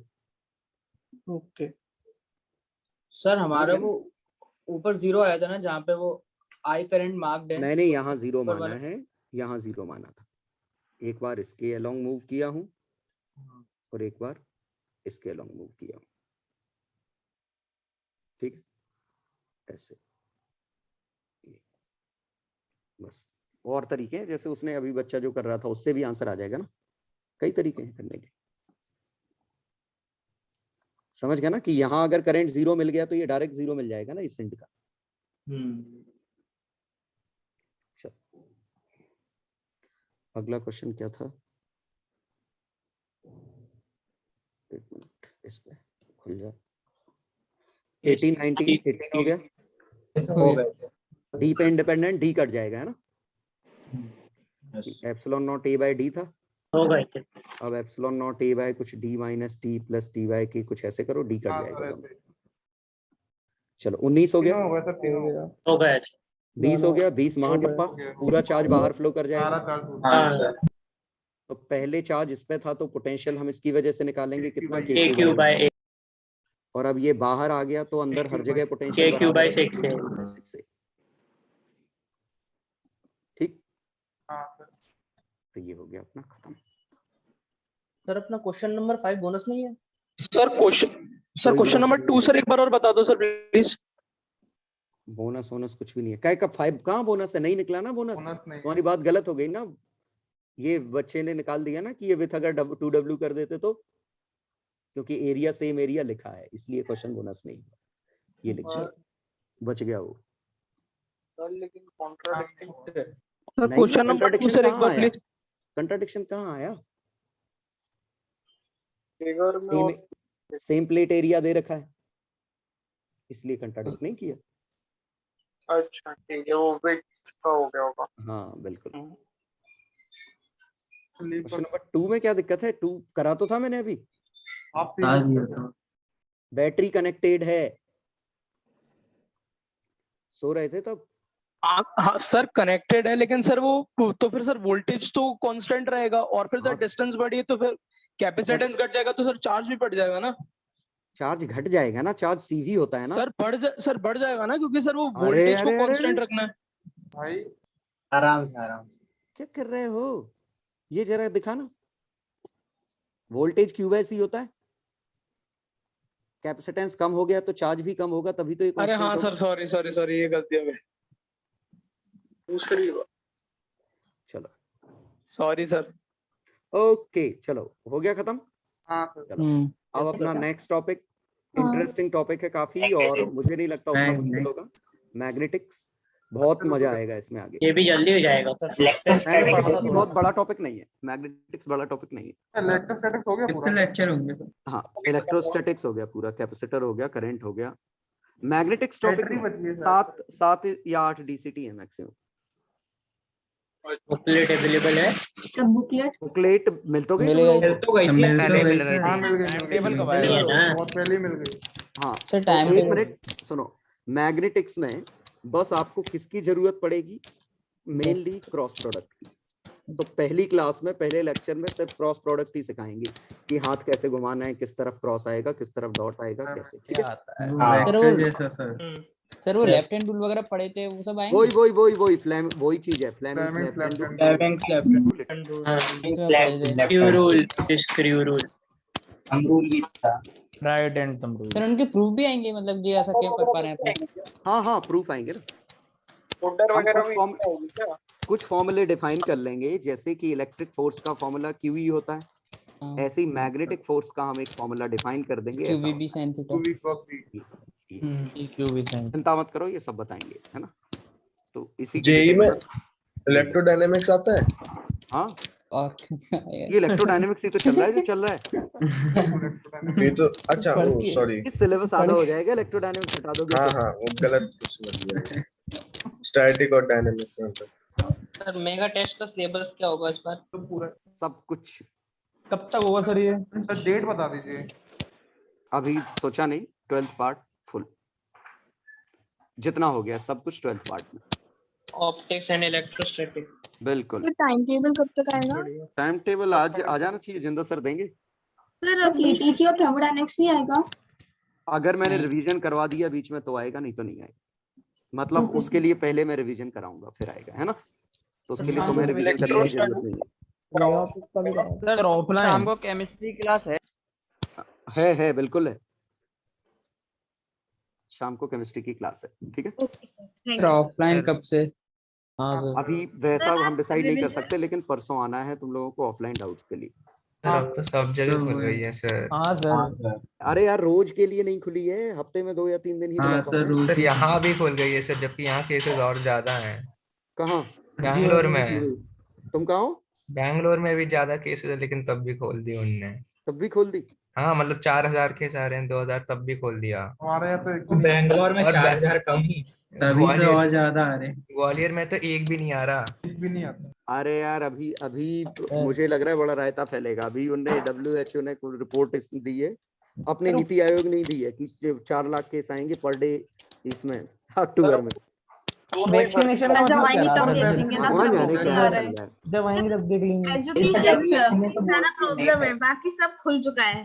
सब सर एजुकेशन से क्यों सर? प्रॉब्लम है पढ़ाई से कोरोना हो जाता है ना सर, ये तो गलत बात है ना। पढ़ाई से ही सब पेरेंट्स भी तो ऑफिस जा रहे हैं सर।